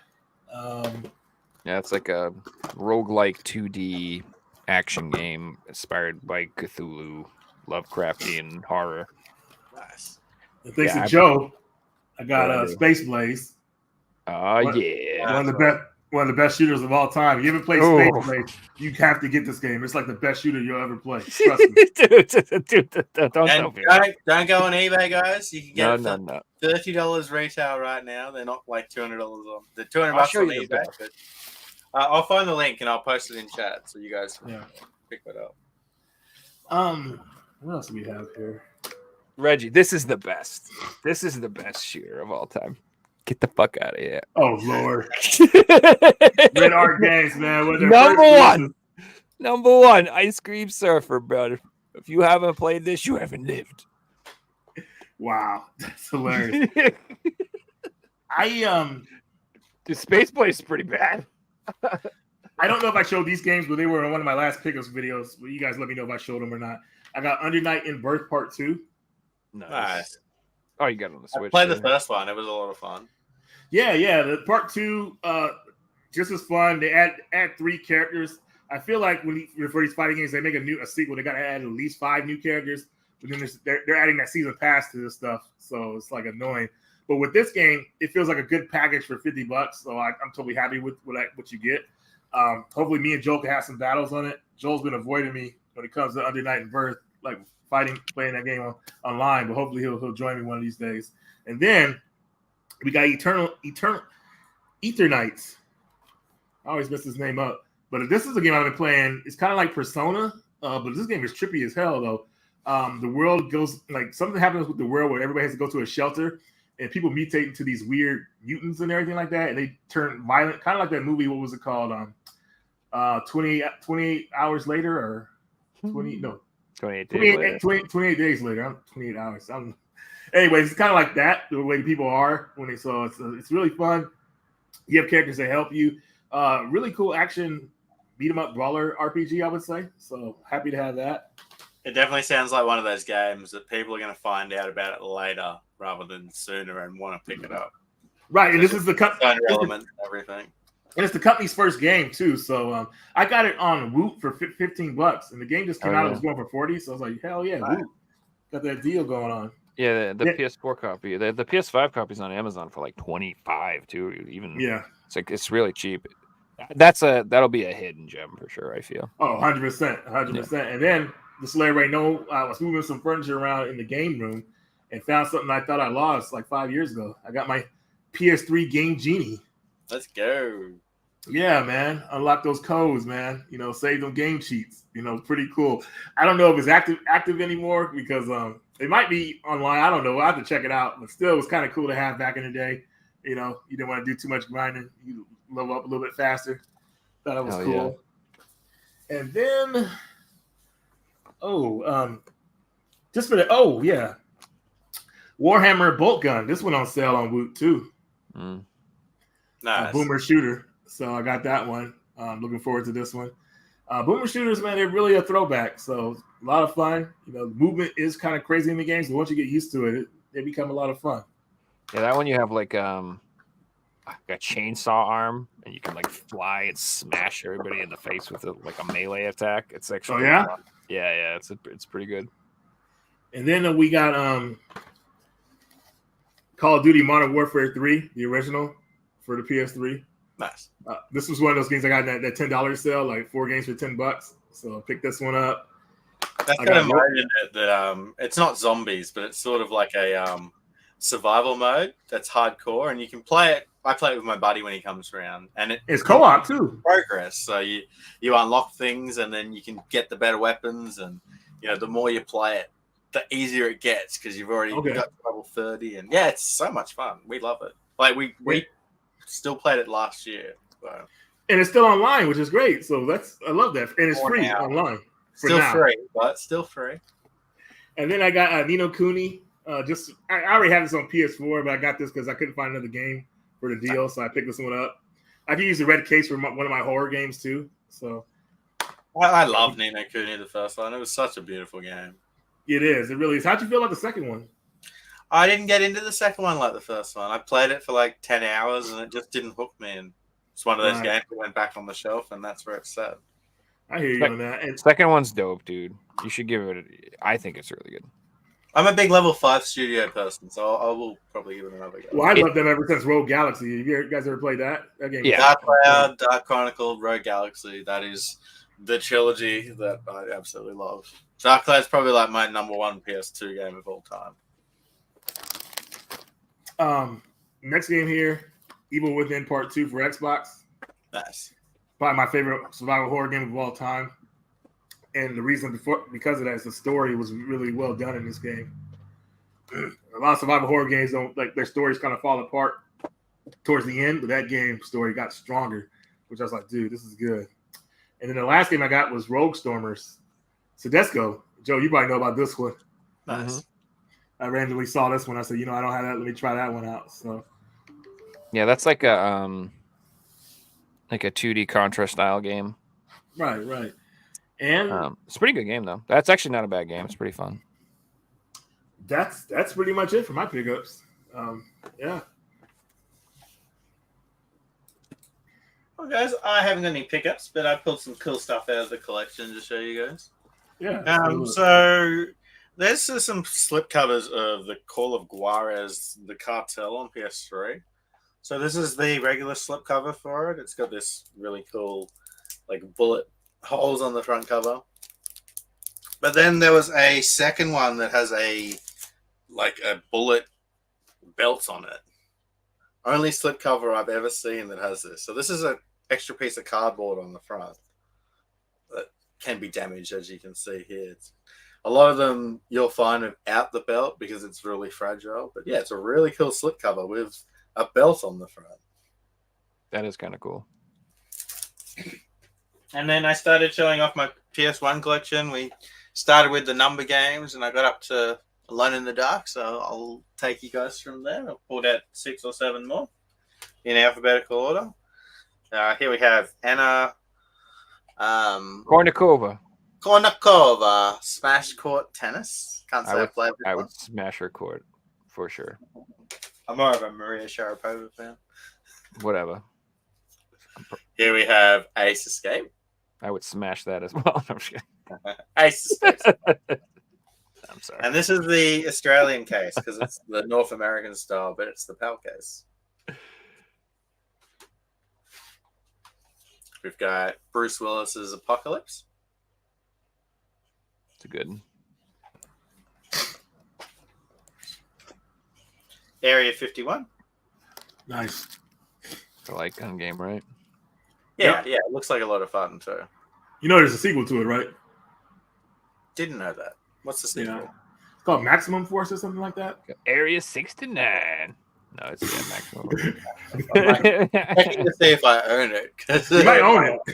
I just traded in Maximum Force the other day. I had like I had like 2 or 3 PS1 light gun games, but I don't own a CRT. So I was like, nah. So I just traded them in because That's fair. I'm maybe going for my someday. PS2 collection right now, and I'm pulling out like obscure games that like need the third-party things, and I'm like, I don't have the guns, and it's not my Time Crisis collection, so I might just get rid of them. This next one's really cool. So I bought this before the Armored Core series like shot up in price, and I think I paid $50 at the time when I was like, that's a lot of money, and now it's like 4 times the price. This is Armored Core 1 on PS2, the PAL version. It's like in minty condition. Dude. First of the series, it's where it started. I didn't play it, but I watched gameplay of this on YouTube. It actually looks like heaps of fun. Like, it does not feel like a PS1 game. It feels like early PS2. Pretty cool. Okay. Next, we have... Oh, yeah, these next 2 are from the same series. So there are 11 of these games on the PS1. I'm like, oh, yeah, I got a few of them. I only have 2. I have 2 Army Men games, missing 9 of them. Oh, that's the Omega Soldier. Yeah. So we got a Mega Soldier and Sarge's Heroes. These are like the Lego games of the PS1 era. Dude, Cool. oh man, I played an Army Men game on N64, and I can't remember which one, but I fucking loved it, dude. I absolutely loved Good it. fun. Like, Yeah, why don't they we were have really Army Men fun. games anymore, though? They were good stuff, man. Yeah, that's all I got for you guys today. You're up, Joe. Right on. Sweet. So I know I showed us some of these the other day, but I went out and bought like a whole bunch of like magazine protectors for my magazines. So I've been collecting these PlayStation magazines. Like, Keep I them have. in good condition, man. Good job. Yeah, well, I mean, they're these literally like I'm amazed they survived. Like they were just at my parents' house for years, and like I was like cleaning out one day and I found these in the box. And so then some of them are not in the greatest condition, but I don't even care. Just the fact that they still exist made me very happy. So I gotta. Well, now that they're in these cases, they're going to stay in this condition for the rest of their lives. Yes, they're not going to get any worse. And then I guess I'm trying not to dox myself. Some of these have my old address on them, because these are like my magazines when I got. But like these, if they have like this one, for example, they come with like these stickers that would go on the lid of the PlayStation 1. And the memory cards too, yeah. And they'd have memory cards ones. Yeah. So if you have these issues and they have the stickers and stuff in them, they're worth a decent amount. Not a ton, but like this one I've seen like people ask like $50-$60 for if it has all the stickers and stuff. So pretty cool. I had no idea they were valuable. Like I see people sell stacks of them for like $100 to $200, and I'm like, I got like fucking 60 of these bad boys. So I'm pretty excited about that. But I just fucking love the artwork, dude. Get out of here, man! Like it's so awesome, dude. That Nemesis like about to grab Jill, man. That's intense. Yeah. And I just wanted to show this one to Figsy because he missed it last time. That's good. Oh shit! Did I dox myself? Don't. That's actually an iconic issue because that was the Zelda killer issue, and that photo is quite popular today. Do you think it was the killer, Mixie? No. Yeah, I mean it's my favorite PS2 game. Like, so that was my first RPG, and I am a massive JRPG person. So that was the game that got me into the game genre I love. Sega on PS2? Oh my god, guys! I don't know. I love the titles and I love the freaking headlines. And Sounds like our podcast titles. So cool, dude. I love those magazines. So anyway, I'm trying to collect them. And just so you know, Chaos for Hire, are you still here? Are you still in this chat? I saw you on eBay. I know it's you because I was looking up these magazines and I found somebody who has selling all these magazines and his name is Chaos for Hire and I know it's you. So you contact me and you sell me all your PlayStation magazines, sir. Immediately. You do that right now. That is you. You talking to me? Is you on eBay? You have the store with all the PlayStation magazines? I want to buy it. You have like 6 of them that I want. But I don't want to pay shipping on all 6, bro. We need the Bundaroo, the Black magazines are Black Friday Bundaroo. Look at Joe making the deals, man. That's what I'm talking about. Yeah. Yes, those are yours. See, yes, so all right. We need to work this out. We'll get on touch with Facebook. We'll exchange details. You have like a whole bunch. Discord, Joe, so you can find I'm not asking for no deal or anything. I just don't want to pay shipping on each freaking magazine. Right. Bro. Let's bundle it together. Yeah, little Black Friday Bundaroo, you know? All right. So I just got a few games, nothing too crazy. So I picked up this one. It's called State of Mind. That game is weird, but it's cool. It's hard to explain. It looks interesting, fascinating. It's like a point and click, like adventure type of game. It looks like kind of like a. I don't know. It's really hard to say because I accidentally bought the German version. I'll be honest with you. I made a mistake. So it has like a regular just Peggy release where it's all in English, but I actually bought the German one. So when I try to read the back, it's like, Kriminalten und Pragen dein Urtag genug. I have no idea what the game's about because it's in German, but it looks neat. It's like I said, it's one of these Daedalic entertainment games. Oh yeah. You said you were gonna go for all those. Yeah, I think I am gonna try to get all of these because It's not that many, right? No, there's maybe like a dozen, maybe something like that. Doable. But like I said, most of them are PAL exclusives. They didn't get released anywhere else. And a lot of them, they're very unique. They're cool games. I think they're like fascinating. And like a lot of them I actually want to play. Like I like these games. I like story-driven games like this. So this is one of them. So yeah, I'll probably end up buying the other version and selling this version. But it is what it is. So this one, I don't know why. I was fascinated by this one. It's called Rainbow Billy and I used to have that game. Yeah. I don't know if I really want to play it that much, but I just was in love with the art style, dude. And I know it's like I'm sorry, go ahead. No, go ahead. It's like Cuphead, right? The art style is like Cuphead. That's why I picked it up too. Yeah. The gameplay doesn't look that great, and I know this sounds ridiculous, but I love the spine. I think it's really awesome. It too. That pops, man. I almost want to buy that spine now. That's what I literally bought this game for all the wrong reasons. Like pretty much nothing to do with the game whatsoever. Like I just like the look of it and the artwork and the colors. Like I basically like a 4-year-old. I was like, "Oh, pretty game!" So I bought it. That's why I got it. I don't know. Hey, whoever designed that did a good job with the color scheme, right? Looks cool. So this one there's been a little hype about this one. So this is Agalos. Oh, that one's fun. That's a fun one. No. So no, I don't care. I'm happy to have the PAL one. I know, but just after the story we heard on Sunday, how you didn't know which one was going to arrive. Right. But that's all right. So I ended up getting the PAL one, but I was able to figure out where and how to get the ESRB one. So there's an ESRB one for PS4? Yes. So there was an unreleased ESRB version of this game that literally never got officially released. And a very nice person did a lot of research on the interwebs. And when they heard me talking about this, and they kind of like filled me on what happened. And basically a company, which shall not be named, apparently was going to release it in the West, and it didn't happen. And so they must have printed a whole bunch of them, and they can't really officially sell them or something like that. So they're selling them other places. Okay. And somebody told me where they get one. So I should actually have the ESRB copy coming in the next day or two, hopefully, if my sources were correct. Well, Joe, if that comes, then hook me up with that information. No, I will tell you exactly. I'll show you the link. Yeah, I don't want to blow it up until at least I get my copy for sure. But then watch this space, guys. Watch this space. Yeah. So, but I should have it. So anyway, yeah. So there's an unreleased ESRB version which I should get in a couple of days. Regardless of all that, though, just talking about this game. This game's really awesome. Yes. It's like a. It's almost like a Sega Master System game. It's like that Monster World kind of. Yeah. Yep. Exactly. Wonder Boy. Wonder Boy. It reminds me of Wonder Boy and Monsterland on the Sega Master System. But I wonder if Joel knows about that game. He would like that one.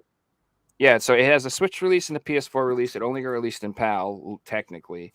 And then they've recently discovered the ESRB one. Yeah, they got legally released in PAL.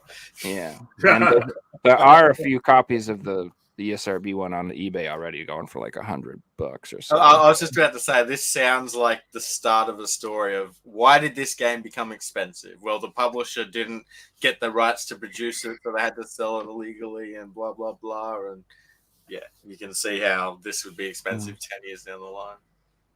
Yeah.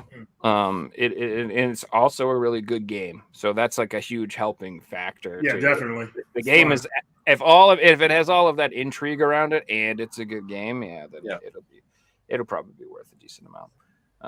But like if you just want to play a good game, I would pick it up even for the Switch or for the PAL version. And then this last one, I don't know. I don't think this got an ESRB release anywhere, but I picked up the Enter the Gungeon, Exit the Gungeon. That's cool. Yeah, so limited run version of Enter the Gungeon, right? So Enter the Gungeon got it released by Special Reserve Games, and then they had 2 cover variants for it. There's like an all yellow cover, and then there's a yellow and blue cover, I believe. Yep. And this is like the updated version that has both games. It has Enter the Gungeon and Exit the Gungeon on it. But this didn't get released in America, as far as I can tell. I think this only got released in PAL territories. And it didn't get a special reserve release or anything like that. As far as I know, this is the only physical easy game is copy. to these local GameStop on the Switch. They have it on a Switch too, but I don't think it's ESRB. I think it's PAL as well. But I could be wrong. We'll find out. I'm not. All I know is I'm pretty sure this is the only damn copy on the PS4 because I don't know else why I would have bought a PAL copy. And that comes with the first game and the second game? Yes. Okay. Yeah. That's the one Yep. you get then. Oh, so the Switch copy is ESRB. So if you want Okay. a North American copy, grab it on the Switch. Okay, that's cool. So then I think ironically that would have been cheaper than the strictly limited version, and it's got both games and all the DLC, right? correct. And Make this it game, make sense. Make it make sense.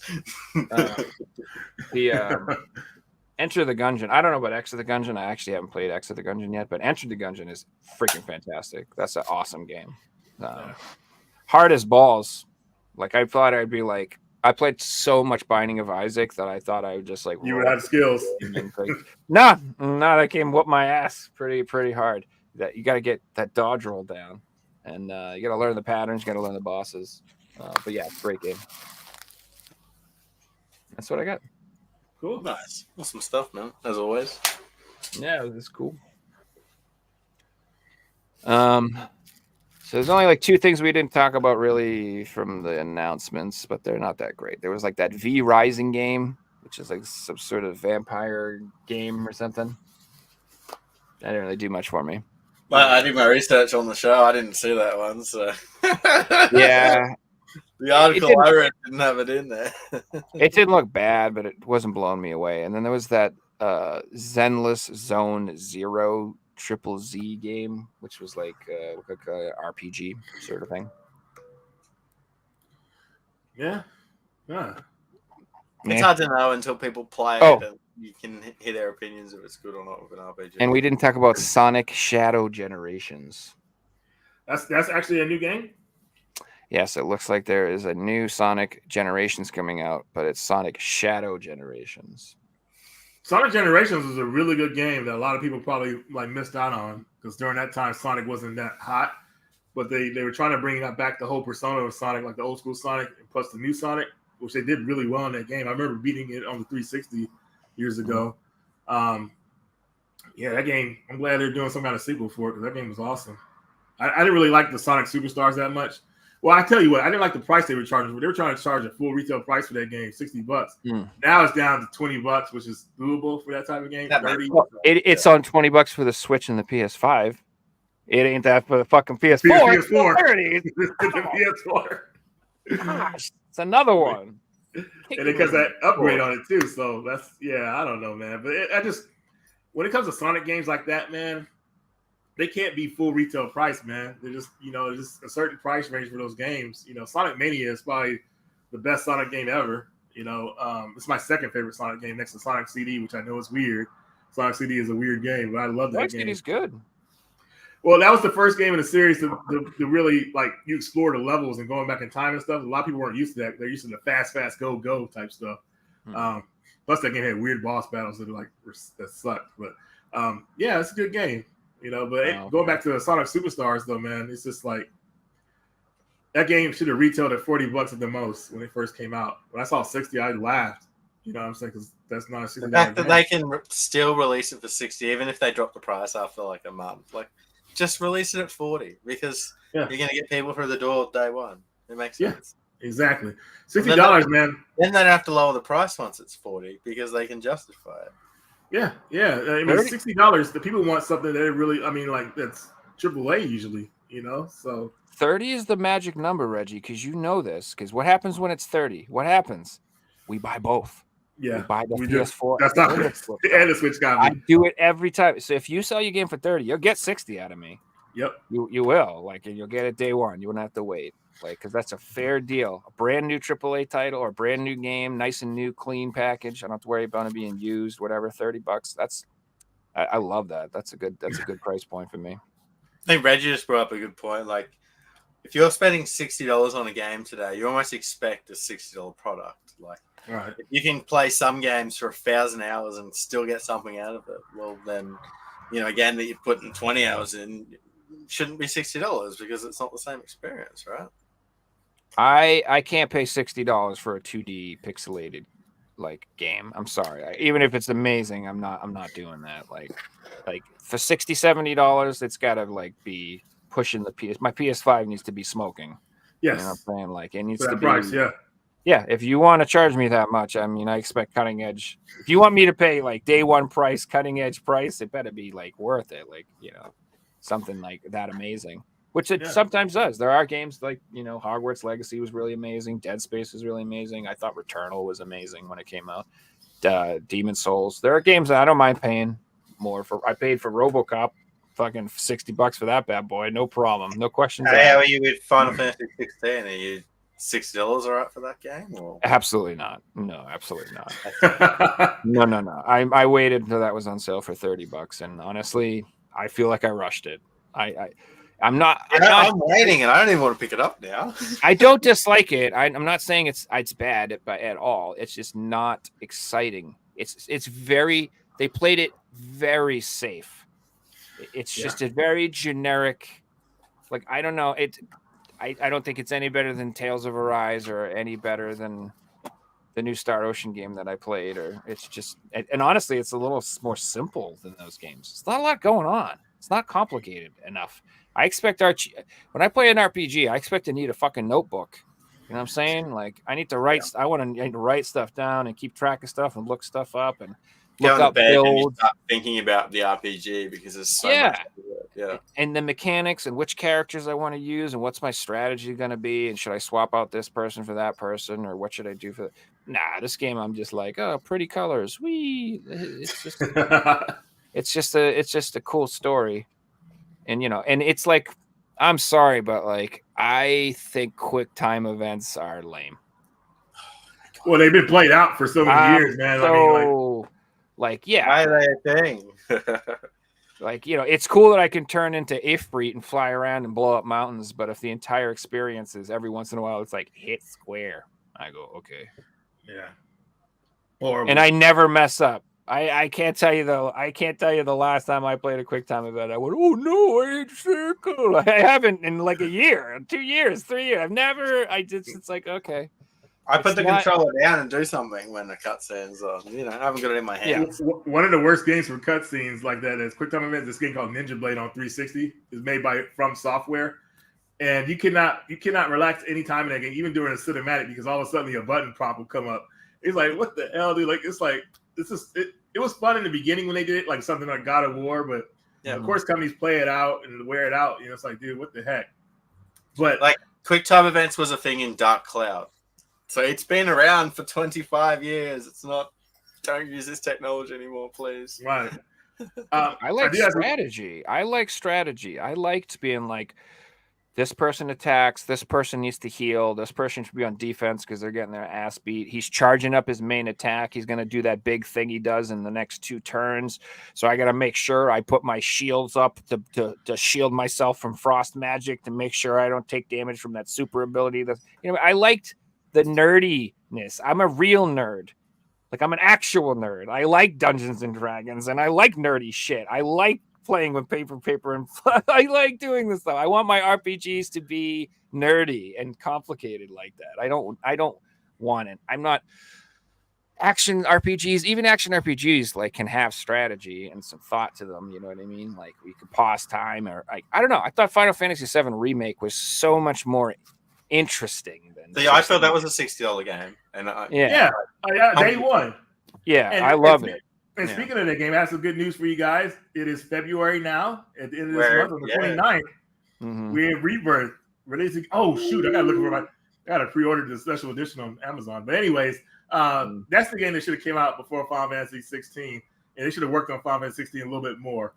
Rebirth would have been perfect for the year, but they wanted to release it this year. I mean, it was supposed to come out originally in 2023, anyways, but.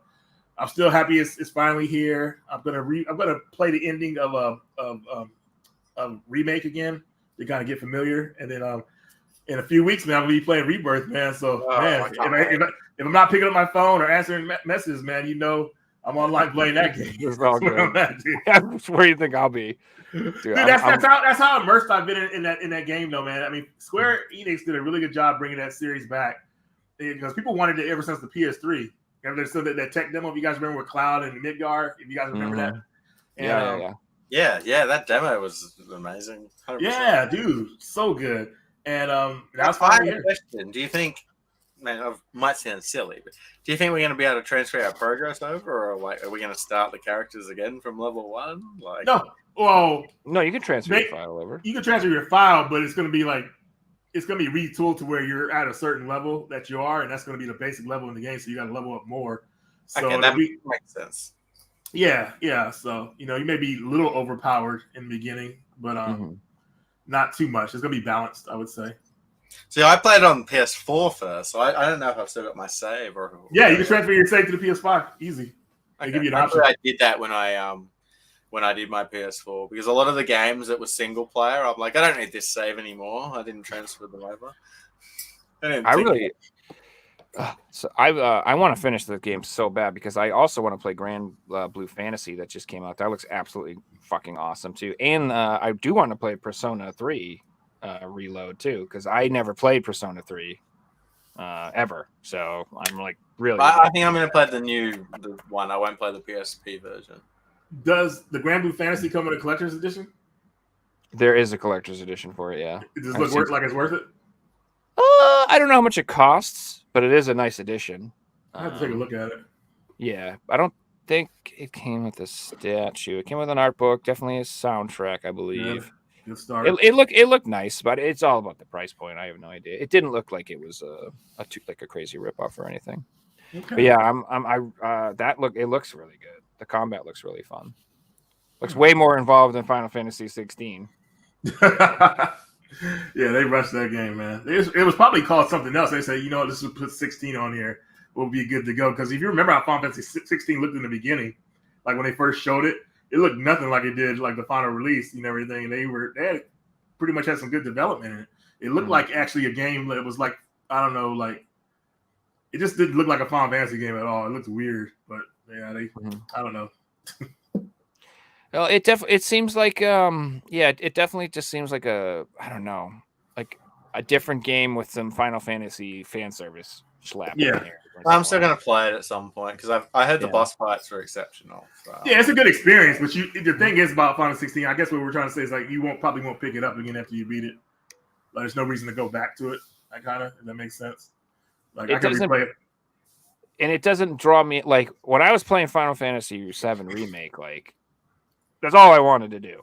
Yeah. As soon as I was done work, I'm like, get the fuck out of my living room. No one's playing this game. I took days off work, like to play. Like I called in sick a couple times because I was just like, this is what I'm doing, baby. Like I don't know, that game drew me in, and like It's You like know, alive. It's like its own world. Yeah, and then I swear to God, and I haven't done this in years. Like when I finished it, I was like sad, and then when it came out on Yeah. PS5 again, I was like, I played it all over again, and I haven't done Dang. that.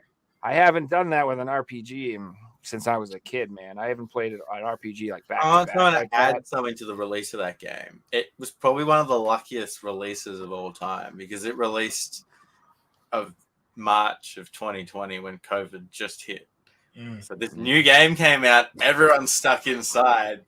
What are you going to do? Play the new game. And I mean, I played it. I'm sure, Joe, you're inside playing it and vice versa. Like, you know, how lucky can they be with a release? I actually made and released COVID just so I could play that game more. So I'm sorry, guys. I apologize. That was Ghost! It wasn't Wuhan. It was You know what? Ghost! I regret nothing. I regret nothing. I got to play that shit twice. And you know what? Screw the rest of you and all your family members. No, I'm just kidding. That's Like in Australia, we got early. Like I finished it prior to it even being released, which was insane. Yeah, it's just especially for me and Joe that we played the original game. They're adding a lot more to the remakes, man. And I feel like we're in for something special because obviously, if you beat the game, you see some things change from the original, like with the ending. Joe, you know what I'm talking about. Mm-hmm. So I'm just really like just ready for an amazing experience with that game. I know they're gonna do Rebirth. I think Rebirth is gonna go all the way. I don't know how far it's gonna go. But we're definitely gonna get a third game. So and then that'll be the end of it. I think hopefully. Because what they did, I think the games would have came out faster if Square Enix hadn't kind of spread out their work pretty much. Like we found out there was a Kingdom Hearts 4 coming out, which they showed what it looked like. I thought they were done with that series, but nope, it's making too much money. We got the rights still. Let's keep them going. So that's what happened. But you could tell Kingdom Hearts. Star Wars will be in Kingdom Hearts 4. What's that? Star Wars, will be in yeah. Kingdom Hearts 4. Yeah, it's gonna be insane because like, dude, like what they could do with Kingdom Hearts now, especially the way it looks now. I mean, dude, it looks pretty good. I'm not gonna lie, but I'm not trying to jump into that series because it got very all over the place after Kingdom Hearts Part 1. So I kind of fell off from it. But I'm glad some people still like it though. Well, a lot of people like it actually. I thought about picking up like, the all-in-one package. I remembered it as a kid. Playing it number 3 just felt so grindy. Felt like every fight was exactly the same, and it's just a grind. Oh, I got another monster to kill. Like, and it was never ending. Whereas a kid, I loved it. Go back through the levels and kill everything 10 times. Well, you know what's crazy now? You know we're older and everything. Like when it comes to battles, I mean, story means a lot. So they got to have both of those things driving. It's got to have a good battle system. It's got to get a good story to keep you wanting to play as well. And you know, if it doesn't have one of those, then I mean, it kind of sucks. You know.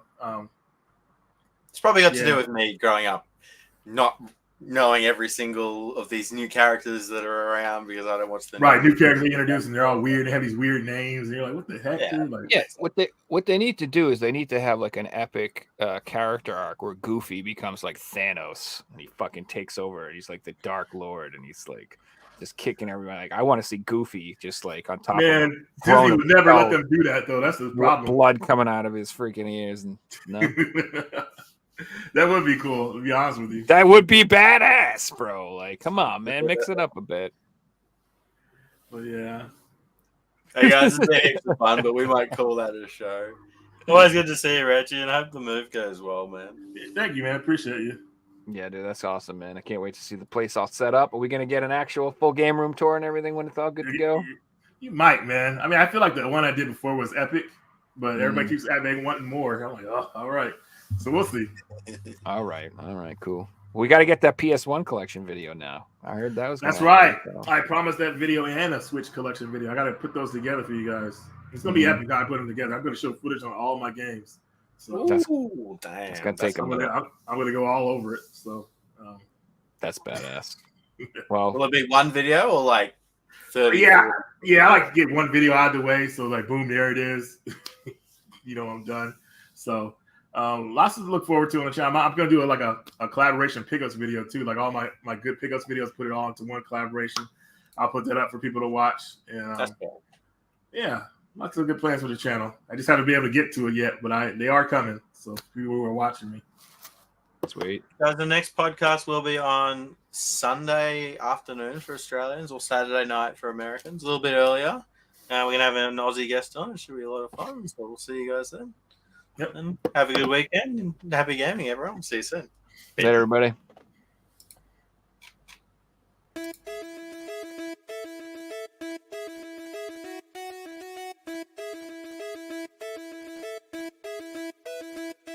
You found the coolest place to be, the PlayStation collecting season. Come on, won't you stay with me? Welcome to the show. Gather round the boys and girls, collectors from around the world. Let's show the people what they need to know. Welcome to the show. Gonna talk to guests, only got the best. Gonna put their knowledge to the test. Gonna laugh and eat, gonna live the dream. Gonna show you things you've never seen. Gonna sing a song to the break of dawn. Gonna rock this party all night long. So come on everybody, let me see you dance. Get yourself ready, you got one more chance. You found the